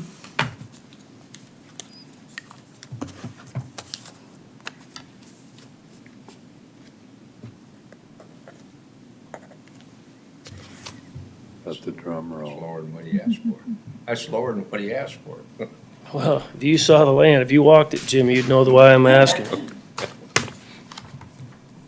So you're going we can play let's make a deal. I gotta vote no on this one. Okay, now. Can I ask him a question? Sure. Go ahead. What was it you were asking for? He's asking for $170,000 on the land. At $30,000 an acre. Well, but what's the total amount? I was asking for 355. 355. Well, you have to add, don't you have to add the $46,000 on there too? No, that was included in the buildings. No, My total ask was 355. it's a little late. I mean, it was a little, my ask was a little bit higher than what Joel suggested, so I was hoping everybody would say yes to Joel's motion. 355. Is there a business on the property? I have an office in my house, that's it. The commercial building? No, it's a commercial shed, yeah, I store my belongings. Madam in Chair, it. I'll make a different motion here. Thank you. Value the land at 170,000, value the structure, the house at 174,838, value the other buildings at 46,810.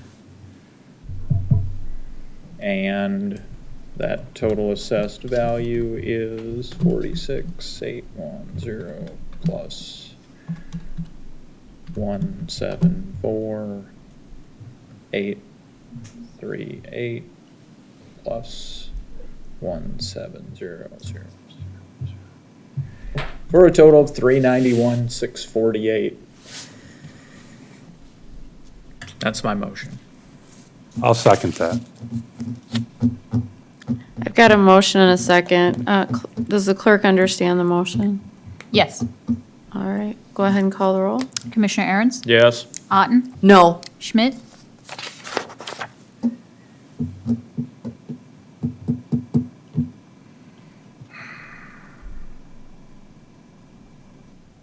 The drum roll, please. I gotta say no.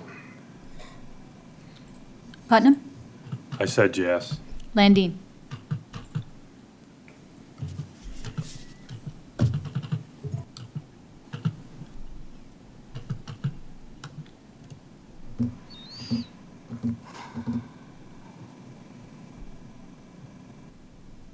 I'm gonna say no. The reason for this no, Joe, is that you realize we're playing with numbers, but this is equalization, and for every dollar that we give you, your neighbors are gonna get jacked because we try to equalize.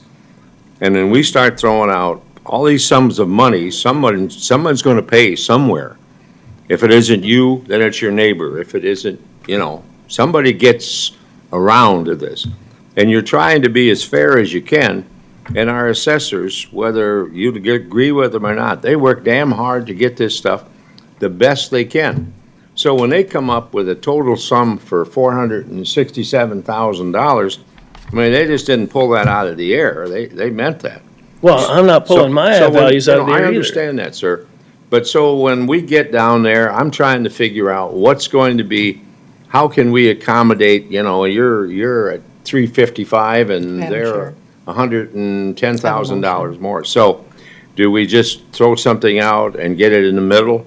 So instead of 355, 467, we come up with, let's say, 430 or 440 or something like that.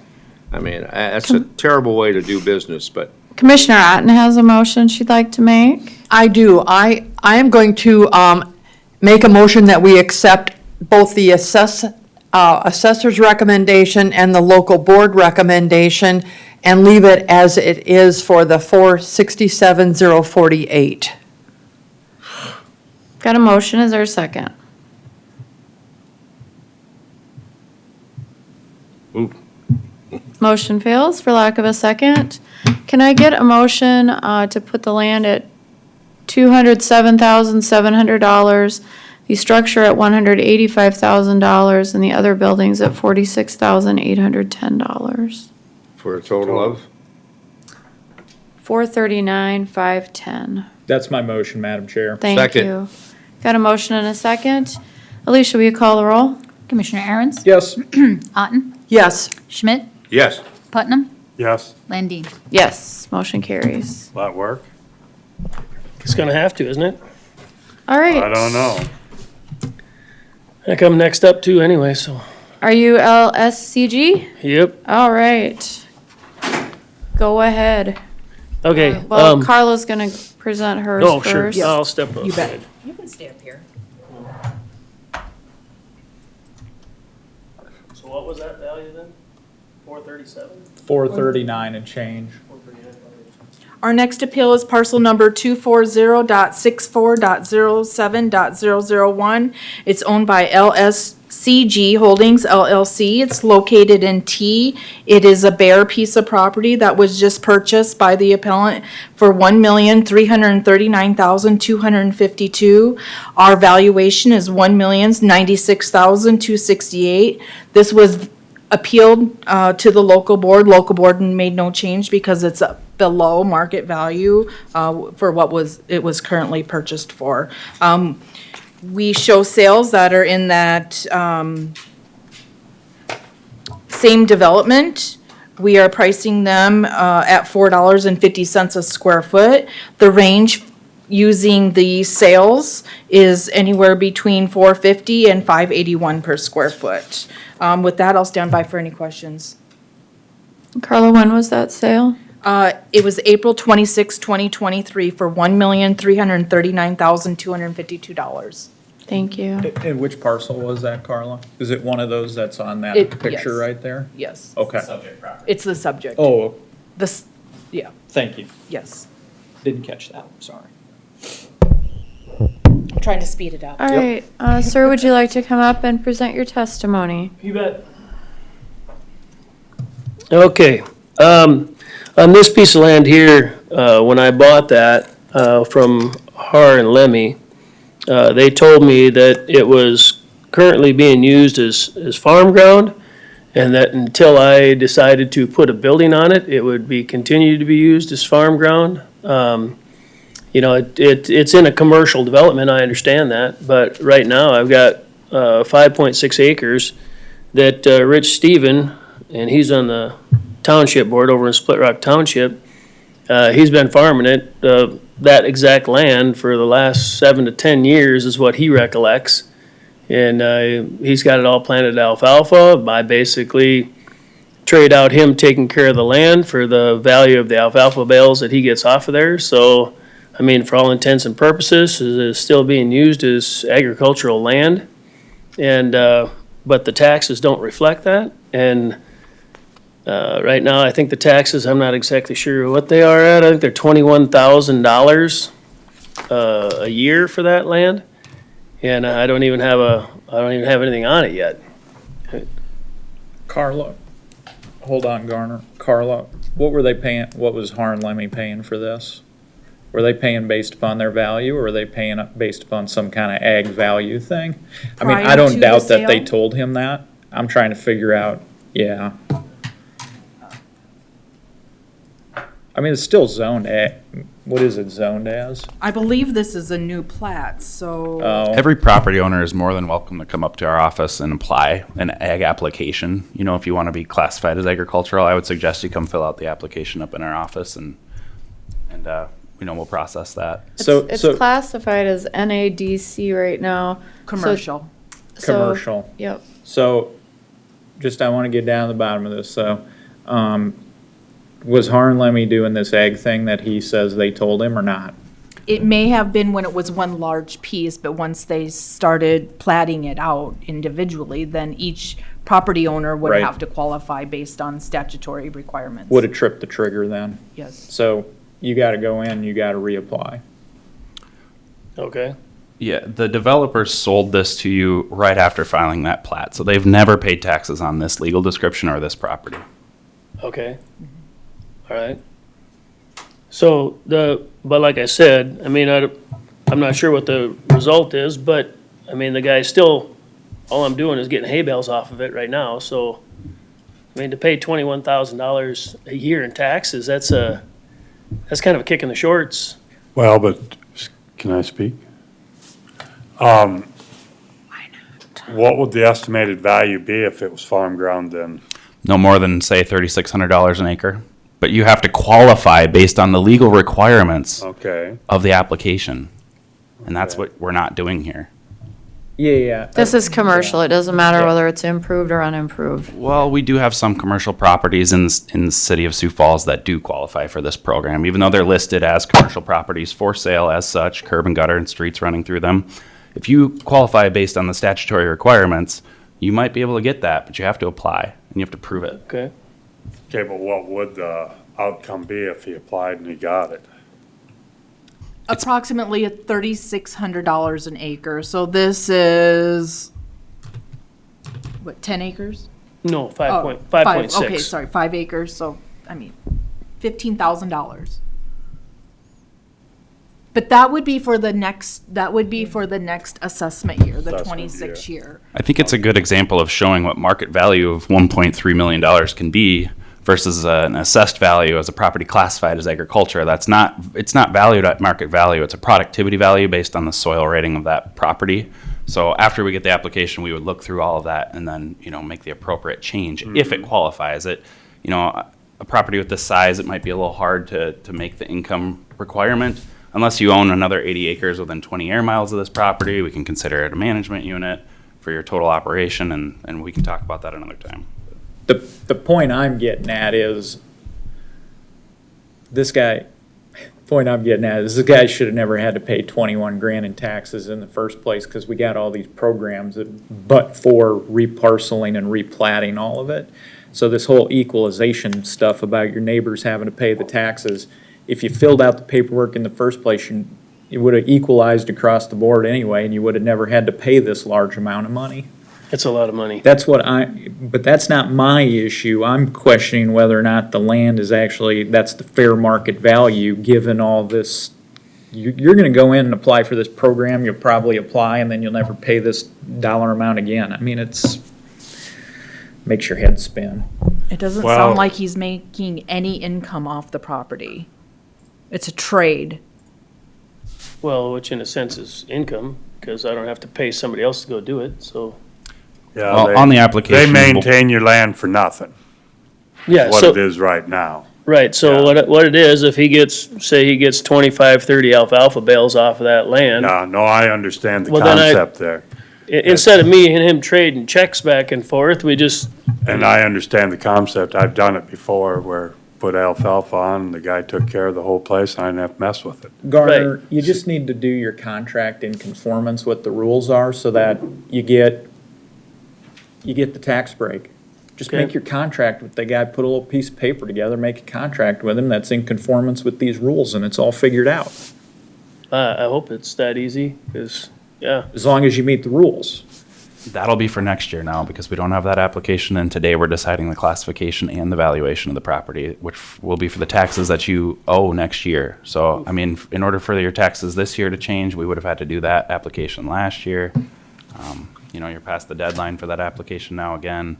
So I would suggest going upstairs and taking care of that now, so we can apply that for your 2026 assessment, payable 27. And that's just processing it. That's not saying that you're gonna qualify, but we can help you understand what the parameters of that program are, maybe. Right. All right, I'm gonna go ahead and close testimony so that we can move on to a motion.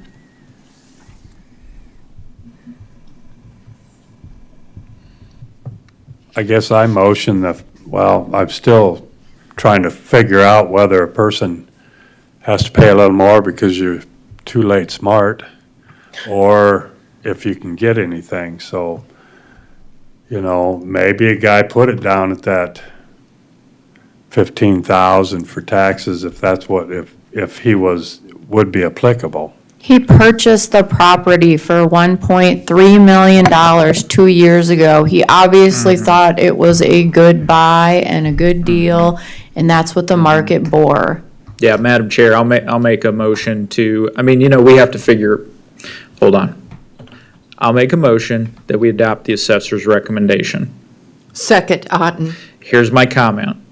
The law says you gotta figure these for fair market value. That's what you paid. Arm's length transaction, it's fair market value. Sure. Always consult an attorney. There you go. Get some advice before doing it. Don't just take Har and Lemmy's word for it. Although they were probably right in what they told you, but you should have papered all that up, got with the county ahead of time. But the fair market value on the property is what you paid for it, so. That's true. That's true. I As just much didn't- as it pains me to have to make that motion. But they don't tell you what the taxes are gonna be when you do that. I've got a motion And a and a second. second.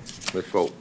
Yep, let's call the roll, please. Commissioner Aaron's? Yes. Otten? Yes. Schmidt? Yes. Putnam? Yes. Landine? Yes, motion carries. Can I say one thing?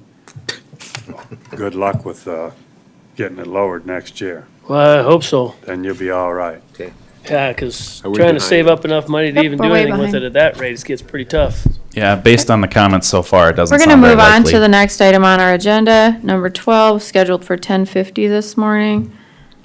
Blake and Lindsay Hyde. Is the appellant present? Austin just went out to see if they're maybe out in the. Okay, you want to go ahead and start with your presentation, Carla? So, well, I had a quick question about the. You can make it, so you can make an appointment. There you go. Perfect.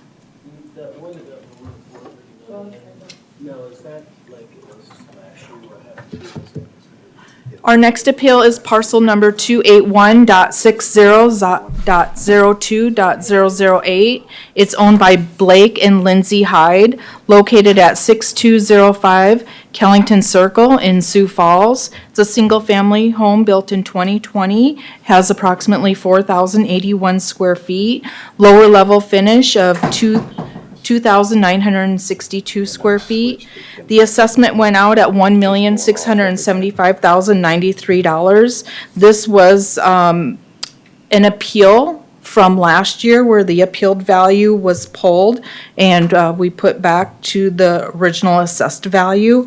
This property was heard at the Office of Hearing Examiners in 2024.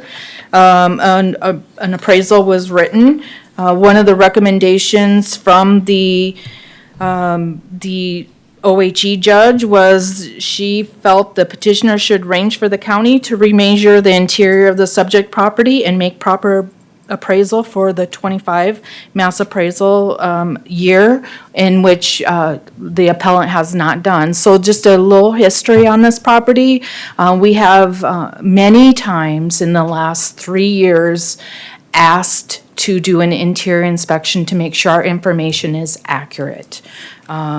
It was appealed to Office of Hearing Examiners. It was lowered in 2024 based on the information from the property next door, which was also an appealed property. At that time, staff, me, was unable to clearly testify on behalf of the differences between the two homes. Although they look the same, they are not the same. So pulled the appealed value off for 25, put it out there on our assessment roll. We have the opportunity to appeal it. It was appealed at local board. Local board made no change. Petitioner appealed it back to county to be heard, and that's why we're here today. Comps, we show many comps. We have some comparables that are right in the neighborhood of the appealed property. I show some statistics of the neighborhood. We're sitting at about 88% level of assessment in the neighborhood. You can see where the comps are located. Comps 1, 2, and 3 are very similar neighborhoods as the subject property. When we get into the higher comps, they're outside of the neighborhood of the comparable property. Wanted to show you many comps. We have sales of these types of homes. They're not all the same. Comp 2 sold for $2.2 million. Our assessment's at 1.2.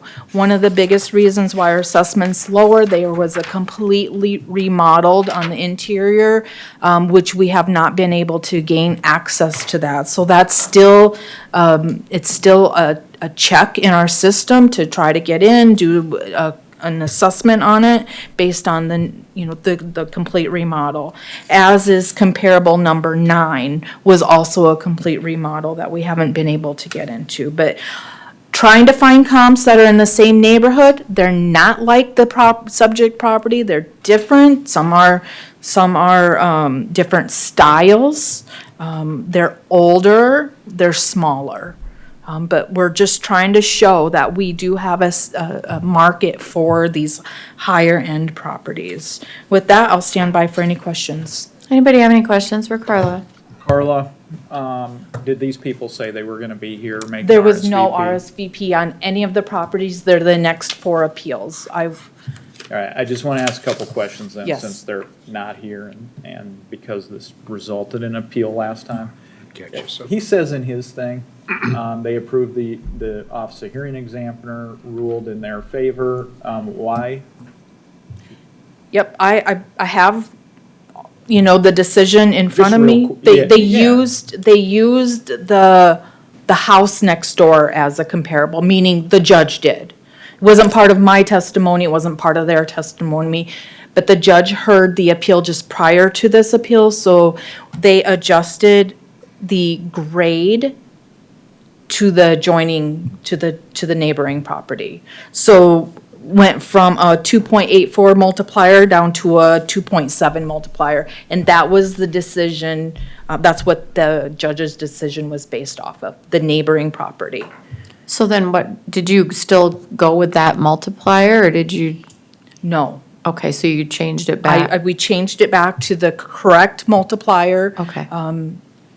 If this is going to be heard again, staff or myself will bring that type of documentation to the judge so she or he can see why we graded it or the quality was what we have it on. Now, one thing I find kind of interesting here in the record, it says Mr. Hyde indicated there was an appraisal for 1.9 million. Yes. Did he provide that to No. you? Okay, so that, you haven't confirmed whether that's true or not. That was a statement he made to me. Okay. All right. Madam Chair, I'll make a motion to accept the assessor's recommendation here. Thank you. Is there a second? Second. Got a motion and a second. If there's no discussion, Alicia, will you call the roll? Commissioner Aaron's, Yes? Otten, Yes. Schmidt, Yes. Putnam, Yes, Landine. Yes, motion carries. Tanner, 7 o'clock. I didn't understand that one. He didn't show up. What was he trying to do? Are we at their time slot for Tammy? We are past their time slot. Yes, both did I.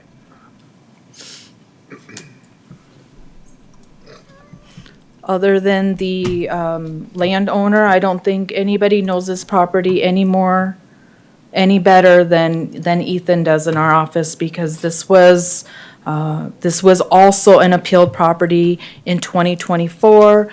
It went to local board, it went to county board, both boards upheld our value. It went to the Office of Hearing Examiner. Office of Hearing Examiner also upheld the county value.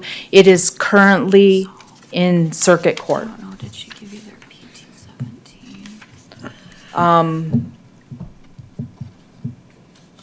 I can speak on this property. Again, Ethan probably is the one that knows this property better, This is what the assessors recommend. in our office, better than anybody. This is what they. It is a multifamily property built between 2020 and 2021. Has about 174 units, 20 buildings total.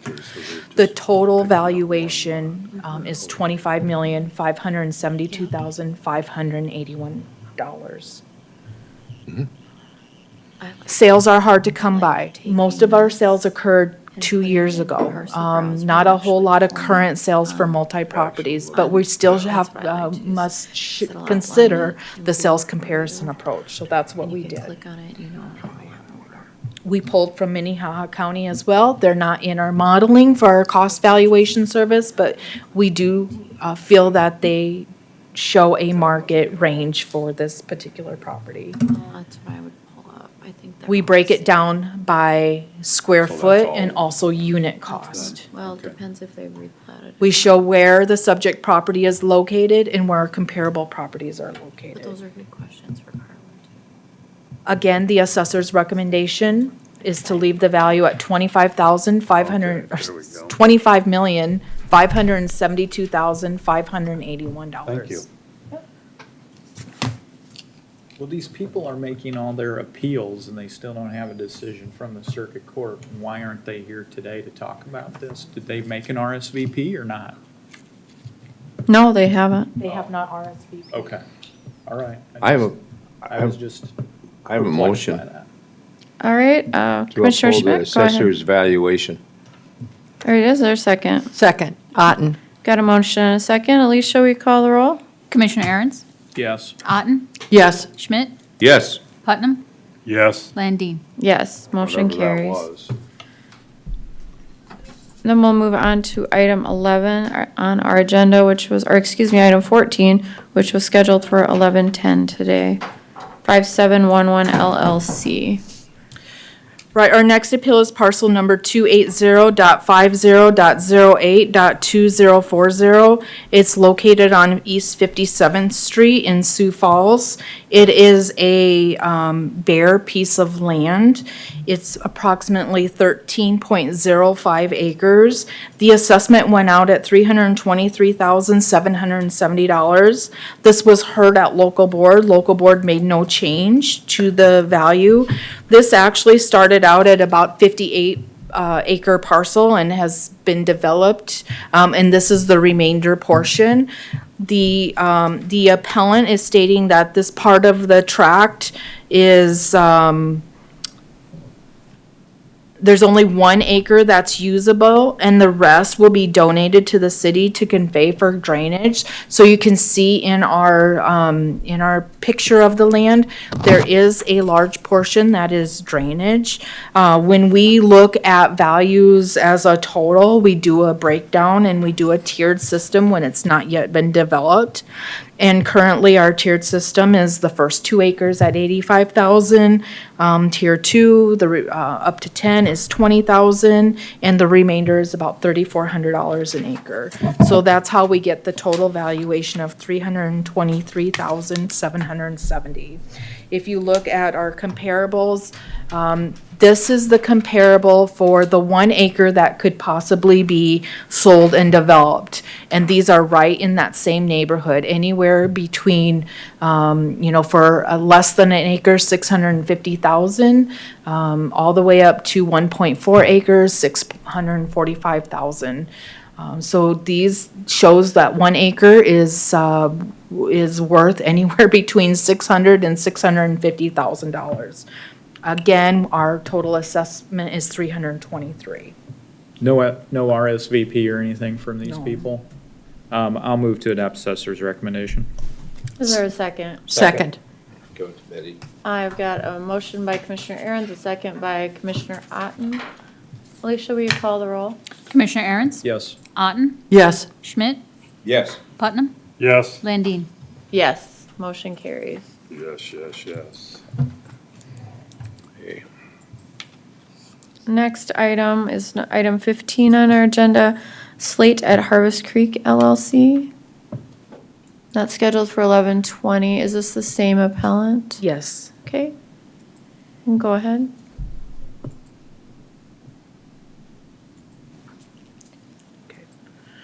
This parcel number is 283.21.00.A100. It's located at between the addresses of 5200 and 5428 South Ratcliffe Avenue in Sioux Falls. Again, it's a multifamily unit, consists of about 119 acres, 119 units, 17 buildings. It's 2-story townhomes. The assessment went out at $16,755,617. This is also currently a property that is gone through the steps. Went to OHE in '24 and then appealed on to circuit court. We're waiting for the ruling. This was heard at local board. Local board made no change. They appealed it back for county for consideration. We use the same comparables that we used on the Slate as Tanner properties. We break down by square foot and also units. We show a map of where the properties are located, of the sales that we used. With that, I will stand by for any questions. Madam Chair, move to approve. Got a motion to approve. Is there a second? Second, Otten. Motion and a second. Any discussion? If not, Alicia, will you call the roll? Commissioner Aaron's? Yes. Otten? Yes. Schmidt? Yes. Putnam? Yes. Landine? Yes, motion carries. Item 16 on our agenda, Croft LLC. Is this the same appellant? Yes. Okay, go ahead. Our next appeal is parcel number 283.21.13.001, owned by Croft LLC, located at 5700 East Ledbridge Street in Sioux Falls. It is a multifamily property, consists of about 130 units. It's newly constructed. We have showed the assessment history. This is the first year of the full value to the property. This was heard at local board. Local board made no change. The assessor's recommendation is to value the land at $1,240,515 and the structures at $15,173,210. With that, I'll stand by for any questions. Can I get a motion, please? Motion to support the assessor valuation? Thank you. Is there a second? Second. Got a motion and a second. If there's no discussion, Alicia, will you call the roll? Commissioner Aaron's? Yes. Otten? Yes. Schmidt? Yes. Putnam? Yep. Landine? Yes, motion carries. So I'm seeing we have a stipulation on number 17, but they did RSVP. Carla, did they? So they RSVP'd prior to the stipulation, so that's why it's marked. We have been in contact. We were not sure if they were gonna show up Why don't today or we, not. why don't we do this? Why don't we take a short recess?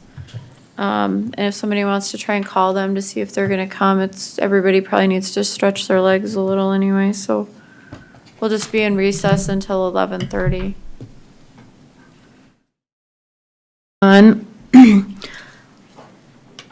item 17 of our agenda. Carla, it's my understanding that there was a stipulation in that one. There is a stipulation. Staff went and did an inspection on it last week, came back with the results. The land value is gonna stay at $288,000 and lower the house value from the accessory buildings, leave that the same at $13,717 and lower the house value down to $18,671. It has been vacant for 3 years and the June flood just made it inhabitable. Okay, and this was scheduled for 11:40, but you confirmed over the recess that they are not gonna come in personally? Yes, Okay. That's what's on right up here, right? yes. Can I get a motion to accept the stipulation, please? So moved. Second. Who was my first? Jim. Oh. I got a motion by Schmidt and a second by Commissioner Aaron's. Alicia, will you call the roll? Commissioner Aaron's? Yes. Otten? Yes. Schmidt? Yes. Putnam? Yes. Landine? Yes, motion carries. Okay, next ones are at 11:50 and they did RSVP, is that correct? Yes, that is correct. And they're supposed to be here 10 minutes early, is that what you've kind of asked people to do? Yes. So for now, we'll recess until 11:40 and then see where we're at. And start a few minutes early? All right, Carla, go ahead. Yes, these next 3 parcels are all dealing with the same type of situation. We can look at them individually as, but I would like to first look at them as a whole. So this particular property started off as a larger piece of property and has since been parceled down to 3 separate parcels. It was originally an agricultural piece. Now it's 3 different parcels. The homestead has been platted out into its own separate legal description. The grievance for these properties are agricultural classification. Statutorily, when we look at agricultural classification, you have to meet certain criterias based on the law. The first and foremost criteria, it is you have to be doing something agricultural on the property. So you have to be, haying it, cropping it, livestock, so something agricultural on the property. So that's the first criteria. The next set of criterias, you have to meet one of the two. So one of the two is in the last 3 of the 5 assessment years, you have to have agricultural income of $2,500 per parcel of land. Or if you can't meet the income requirement, Lincoln County has adopted in 2010 an ordinance that our minimum acre requirement is 40 acres. So you have to meet the Lincoln County minimum acreage requirement of 40 acres or be part of a management unit of 80 acres within 20 air miles from this. So when we looked at this property, we broke it down. And we have to apply those statutory requirements to each parcel. Many conversations have taken place with myself and the appellant and Deputy Pieskey and the appellant. And the conclusion was I can meet 2 of the last assessment years of the agricultural or the income requirement, but I can't meet the 3rd. So staff just said, well, if this was all one large piece of property, it would likely qualify based on, in the next assessment year, based on the statutory requirements, because when you bring it back to a whole, it's 51 acres, or plus or minus. So Carla, when was it replatted? not sure when the plat. So the replat to bring it back to the whole was after November 1 of 24. Is So- Mr. Thorson the one that broke it up? Yes. Okay. So the assessor's recommendation is, although it doesn't qualify for the 25 assessment year on the statutory requirements, it may qualify next year once it's been replatted, which it has after November 1, which is in consideration for the 26 assessment year. So they'd have to apply for the 26 assessment year, taxes payable in 27. But for the 25 assessment year, each one of these parcels went under the same statutory requirement. We had to do our checks and balances for each. He applied for them and was denied because he did not meet the qualifications for agricultural in 25. And Chairwoman, to answer your question, there's a new plat that was filed the 17th of January, 2025, which will combine all these parcels for the 26 assessment. Taxes payable 27. Thank you for that. The local board, so the assessment went out at 230, the first parcel, 097-4927-40220. It's the northwest quarter of the southeast quarter, excluding Thorson's Addition, Tract 2, in Section 27, Township 97, Range 49. It consists of 28.34 acres. The assessment went out at $230,120. The local board did not change the value, but they gave them the agricultural classification. I am appealing that back to the county board, bringing the classification back to the NAC classification, which is non-agricultural. But I am also recommending to lower the value to $170,040. And I based that decision on there's no access to this particular property. That's the south piece, Yes. which is 18 on our agenda. Is the one you lowered. First one. Yes, that is correct.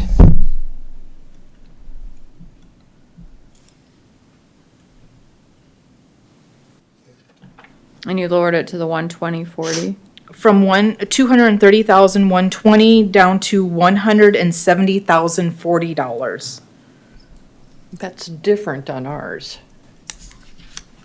I have That 100. might be a typo. Know that that spreadsheet isn't necessarily exactly what it is, Carla might have made a change after I did the spreadsheet. Yeah, and that might just be a typo. It's just one number. Did you leave that non-egg or egg? Non-egg. Non-egg, right? Okay. All right. There was an application for each of these three properties to be classified as agricultural, I do believe, and all three of those were denied for this year. But it'll be reviewed with the new plat for next year if he applies again. Okay. All right. Sir, would you like to come on up and tell us what you'd like about this first property? And we're going to do these each separately, so, That's fine. Good morning. Thank you very much for having me. morning. I do have deposits from the bank for the last 4 years, I think it is. We've been doing the livestock operation. It was ag land before that as far as crops were concerned, and the pasture was rented out due to to go back some history on this a little bit. 2001, when my father passed away, I separated out the acreage from the farmland so that I didn't have to split costs and everything else with my mother. That way we had the farm together but not the acreage. So that's when that got split out. Other financial issues brought up selling some farmland and some other stuff when I got stiffed on rent and a few other things. So that's where the rest of it got parted out, and did not realize at the time that some of it was not platted or platted as small parcels. Didn't think that was a problem. If I had known that, either at that time or even before this time, it probably would have all been platted back as one parcel like it will be now. And as soon as I found this out and found out that I can do that, I got the engineers to get that done so we don't have to worry about this again. So I have my income for the last 4 years on this. Of course, first year was $270, second year was $420, third year was $46.23, and the last year was a little over $10,000. Now that's for the whole thing because it's all one farming operation, it's all livestock, it's all pasture, grass, food for the sheep, barns for the sheep. It's all one operation, one owner, and so on. So like I said, had I known this to be this big a problem with taxes, I would have certainly had it platted long ago to not have this issue. And if it's only gonna be for 1 year, I understand and I appreciate you taking down the values, that helps a lot. But as I say, we're just getting started on this farming operation as far as my son and I are concerned.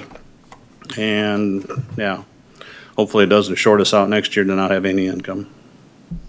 And I know we're dealing with one piece of property, but that's kind of my spiel on all three properties, because they're all three tied together. Myself owns all three of them, myself farms all three of them. And I know you're gonna separate them out because of paperwork, that's fine, I understand that. What, on this first parcel, I know I'm looking at your PT 17 and I'm not seeing any recommendation from you on this piece.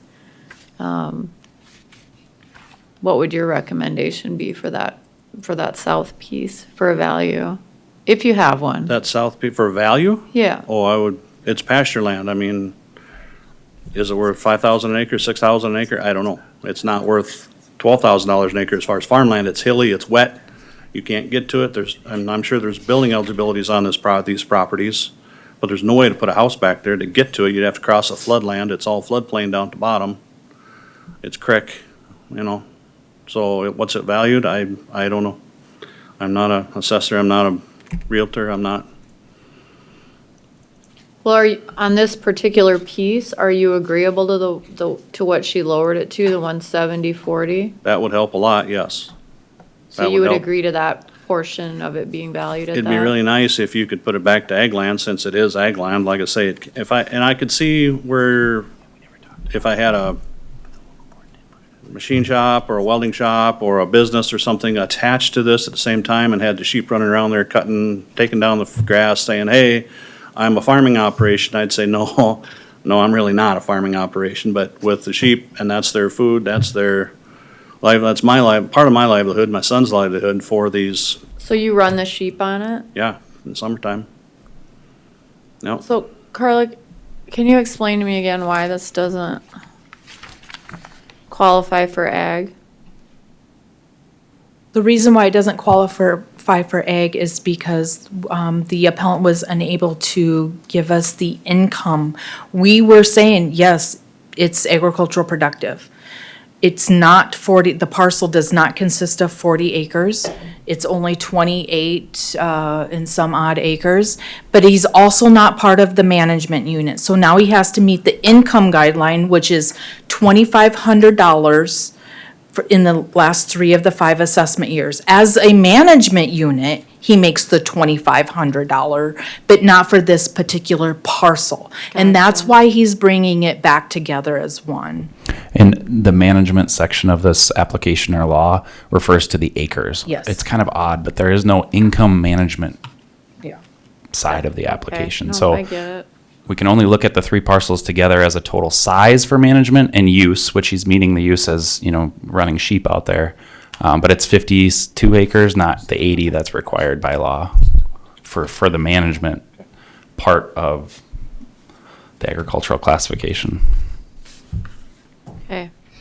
And there's Madam one, Chair. He did bring his income in, and, we reviewed that with him, and I think. Sir, is was there it- anything else you wanted to say? And then I'm going to ask the commissioners if they have any questions for you. the only thing I would disagree with is your ordinance on the 40 acres. If you read that in total, the last line of that says, for the tax year, what's it, 2011?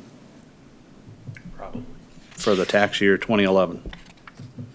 It doesn't say including later on and forevermore, any of that. It just says for tax year 2011. That's really misleading. And to me, that kind of sunsets on its own.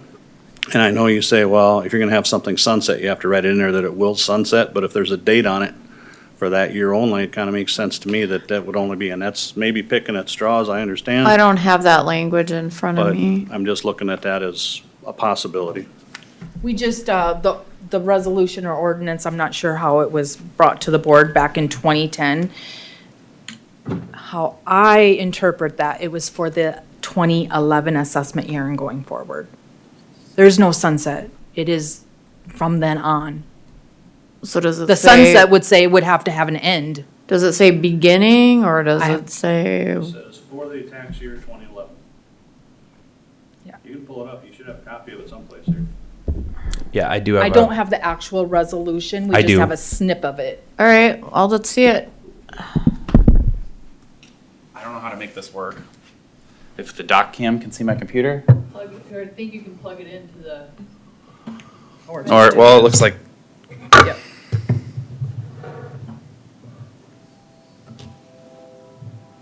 So right there, that's the snip from the ordinance. So it does say for real estate taxes payable 2011. So I'm not an attorney. I don't know, what the implications that he's stating are. It does say November 3rd, 2009 there too. I imagine that's when it was adopted. Well, I was still in college, so. I wish I was still in college then. I'm reading it on its face.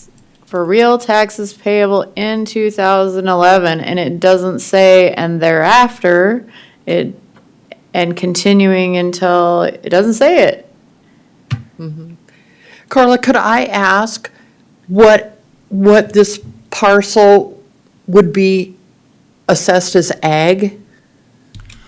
For this year, cropland is the highest productivity, and the top dollar value for a property that had 100% soil rating, which is almost impossible, would be at most about $3,600 an acre. So how many acres is this parcel? 28. What's the top dollar for ag? Well, what is the top dollar exactly? Madam Chair, I do want to back up slightly. If we look at the statutory requirement, it's what has been adopted. The acre requirements from the county that's been adopted, and this is the last adoption. So 10-6-31-3-3 Yes. says what? Sorry. Let me get, That was 10.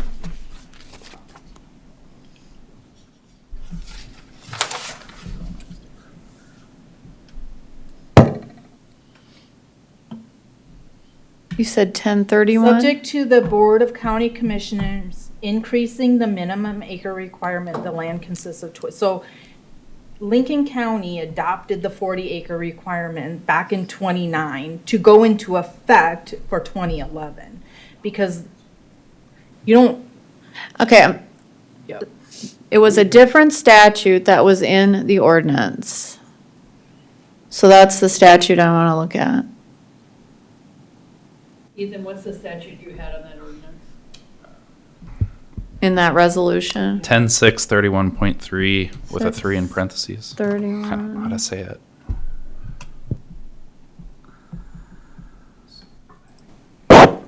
Carla, help me. Are we talking That was about transferred to 10-6-112. the 40-40 rule? pardon? The 40-40 rule, we've always adopted 40 acres. Yep. Not always. A parcel. I mean, we had the 40-40 rule. Every quarter had 4 building Yep. sites, 40 acres. Yep. So it's Many- never any question. Minimum.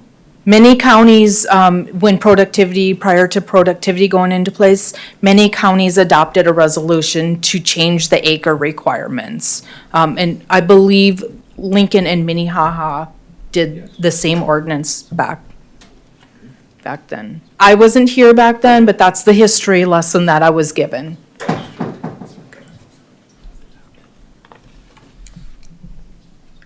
So are we debating on the 40 acres? Whether to call it ag? Just how the resolution was written. But if that's the case, then we probably have a lot of issues. Well, Okay, I don't understand. I don't think that ordinance holds water right now. I don't either. And the statute is no less than 20 acres.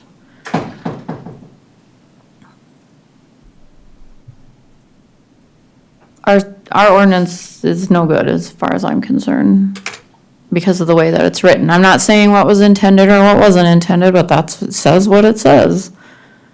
So I think it should be classified as ag. That is your decision, yes. So we Can I? Chair? And then that would change the valuation? Not on all of them because they're not all 20 acres. Okay, but on this one, the one we're talking about, do you have numbers for that if it was classified as ag? So you'd have to come up with those.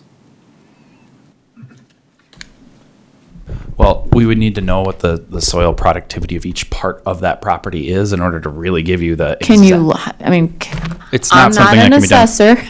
quickly, Yeah, but I- so Austin and I were looking at what the top dollar is. Top dollar for cropland soils, or soil that is rated for crops, is 35, 20, 57 an acre. At most, if it had 100% soil rating, which I really doubt this property does, it's used as grass, and grassland also has a top dollar, which is 2302.54 an acre. And a lot of times properties are a mix of both grass and Okay, crop so ratings. can I get an answer to my question, which was how long would it take you to come up with that valuation if we change the classification? A day, half a day, I mean, a couple hours, maybe a good quick hour. Unless you just did a, So we could bring it back on the 29th, because we'll be hearing it again. We have to come into board to adjourn, so we could put this one back on there on that day, if it would be easier.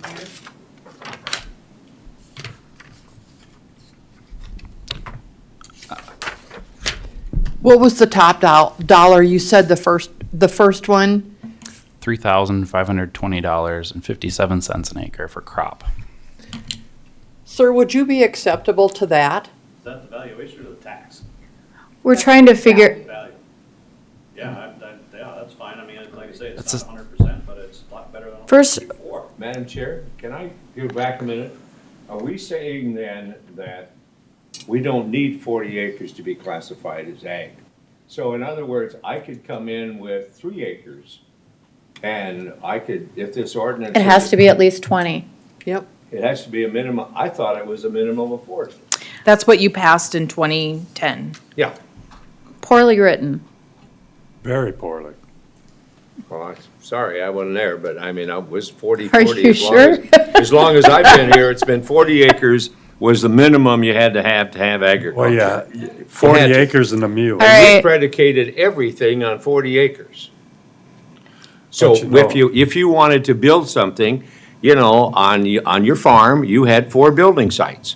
So that was it. You couldn't have 5, you couldn't have 6, not unless you transferred it in You're afterwards. talking about a quarter of land. But I'm talking 40 acres as a minimum for ag. That's all. And I have. I'm looking at the statute that the legislature passed, And they said, and I'm saying that our ordinance clearly was only for tax year 2011. That's how it reads. So that would be on us. And honestly, kudos to Mr. Thorson for looking at it and figuring it out. So I would like a motion to reclassify this property as ag, as requested. And then if perhaps we can get a stipulation as to the value from Mr. Thorson, and then he maybe doesn't have to come back. If that makes sense. Okay. Totally. So can I get a motion to that effect? I would make that motion, and, well, Ethan, what did you say that, the 35, what? $3,520.57 an acre times 28.34 acres would be $99,772.95. Would you be agreeable to that? I make that motion. So we're gonna, can we not have the cents in there, so make it, Oh, sorry. what's the value, Ethan? Rounded, that would be 99,773. So if I can get a motion to set the value, to change the classification to ag and set the value at the number that Ethan just said, that would be great. So moved, Otten. Is there a second?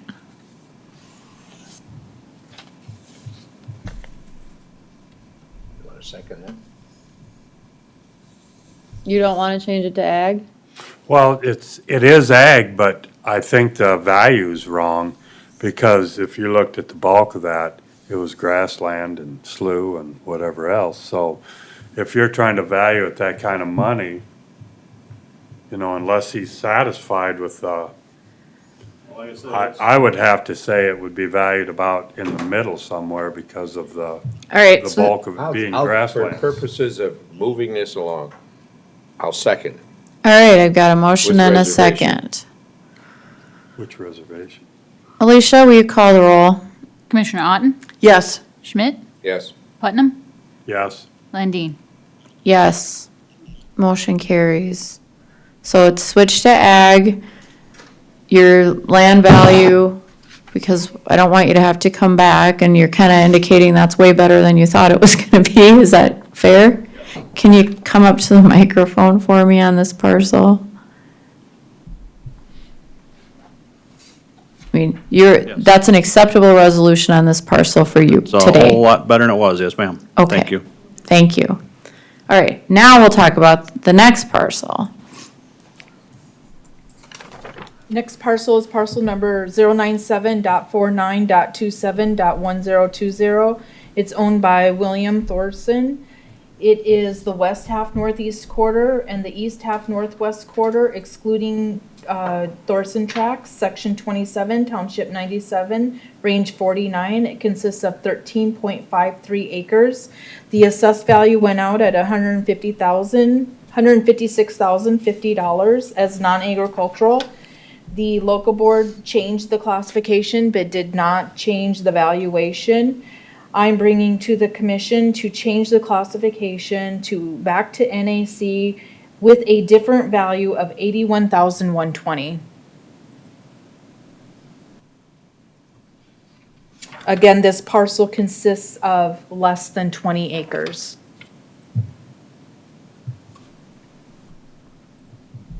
Does anybody have any questions for Carla?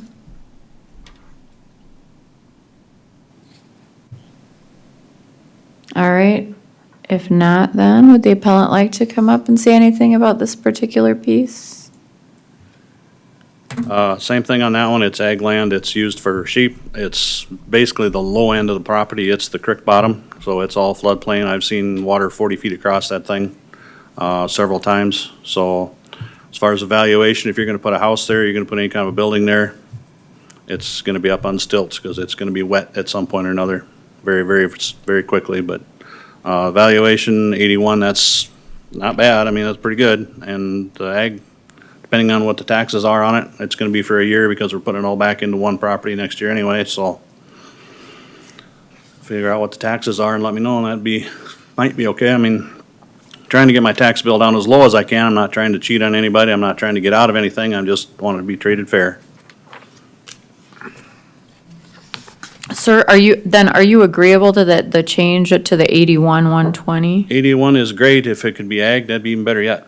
Yeah, I don't think we can get to the ag today, Okay, but if we Let- can go let me ahead with know. the 81-120. yeah, I mean, if it has to be, it has to be, I understand, I'm doing my best here, I'm not gonna, Nope, I appreciate it.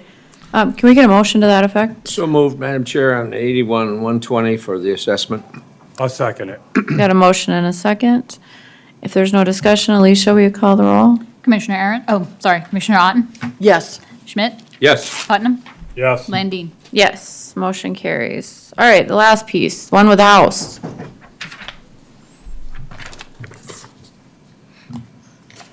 Maybe it might be easier, let's see.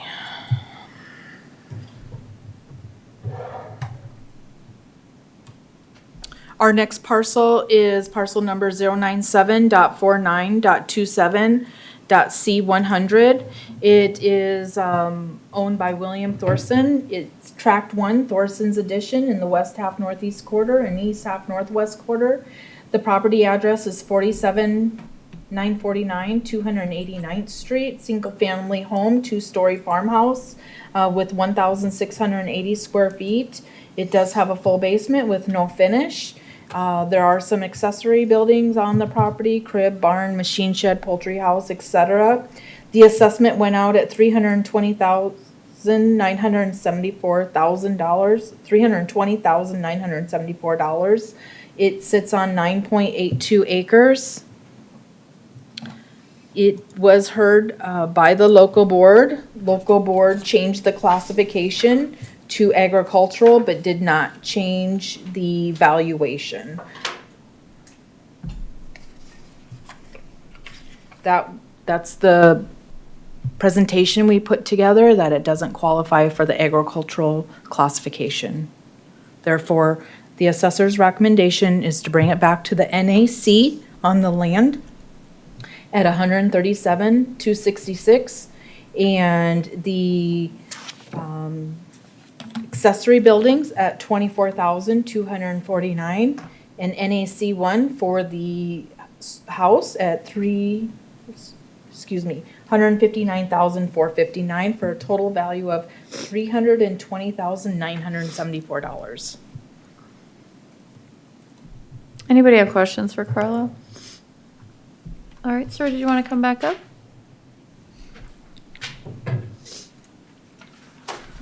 I don't know what the taxes are on that gonna be, I haven't got any figures from anybody as values. far what's gonna be depending on values, so it'd be nice if I could know what those are compared to what it was, I know about what it was, and I don't remember, was the house always classified as non-ag? I think it was, wasn't it? Yes. Okay, so I don't have a problem with that, but the rest of it, the outbuildings and stuff, that's where the sheep are, that's where the lambing barns are, the hay storage, all that is still ag, so, and I know it's too small, because it's only 9.8 acres, so that's what we did to start with way back in 2001. So, sorry. But, yeah, Yeah, that is our problem. yeah, I know, but hopefully we clear, and like I say, if I'd have known this was gonna happen, I never would've let it be 3 pieces of property. It would've been 1 piece of property a long time ago. Why was it ever changed into 3 properties? Because I sold off, I had to sell off parts of the farmland for money-wise. Yeah, when So your family. intent is to combine it into one? It was all one property at one time, yes. And I took the acreage out, like I say, when my dad died, so that I didn't have to deal with my mother and or costs and upkeep and all that stuff. It was mine, that's where I lived.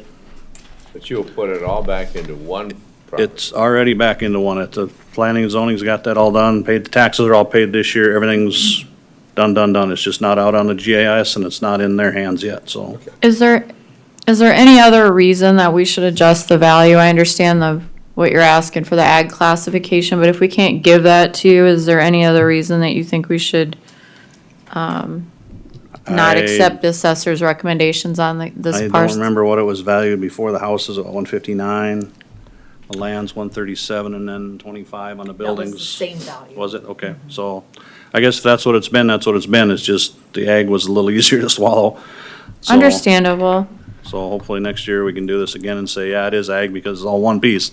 Sure. And it's over 40 acres no matter what you do as far as your ordinance is concerned, but. Are you agreeable then to us going with the assessor's recommendation on for the valuations, understanding that we can't change to the ag right now? Pretty sure I don't have a choice, yes, ma'am. Okay. I appreciate that. Can I get a motion, please? So moved, Madam Chair. All right, and I need a second. Second, Otten. Motion and a second. If there's no discussion, will you call the roll, please? Commissioner Otten, Yes. Schmidt, Yes. Putnam, Yes. Landine. Yes, motion carries. The auditor's office does do estimations for taxes. If you wanted to visit with their office, they probably could give you an estimate, but you'd have to bring We adjourning decisions that till were 1 made o'clock. for the numbers. 1 o'clock? We are gonna have lunch, Yes. so we're gonna recess for Till 1 lunch. o'clock. Do you need a motion? I don't think I need a motion, but we can do a motion. I think we're good without a motion. Okay. They do have subs back there for you. Thanks for coming in. Very much, I appreciate it. You bet. Take care. I'm gonna take it back up to my office. So we're in recess then until 1 o'clock. Thank you.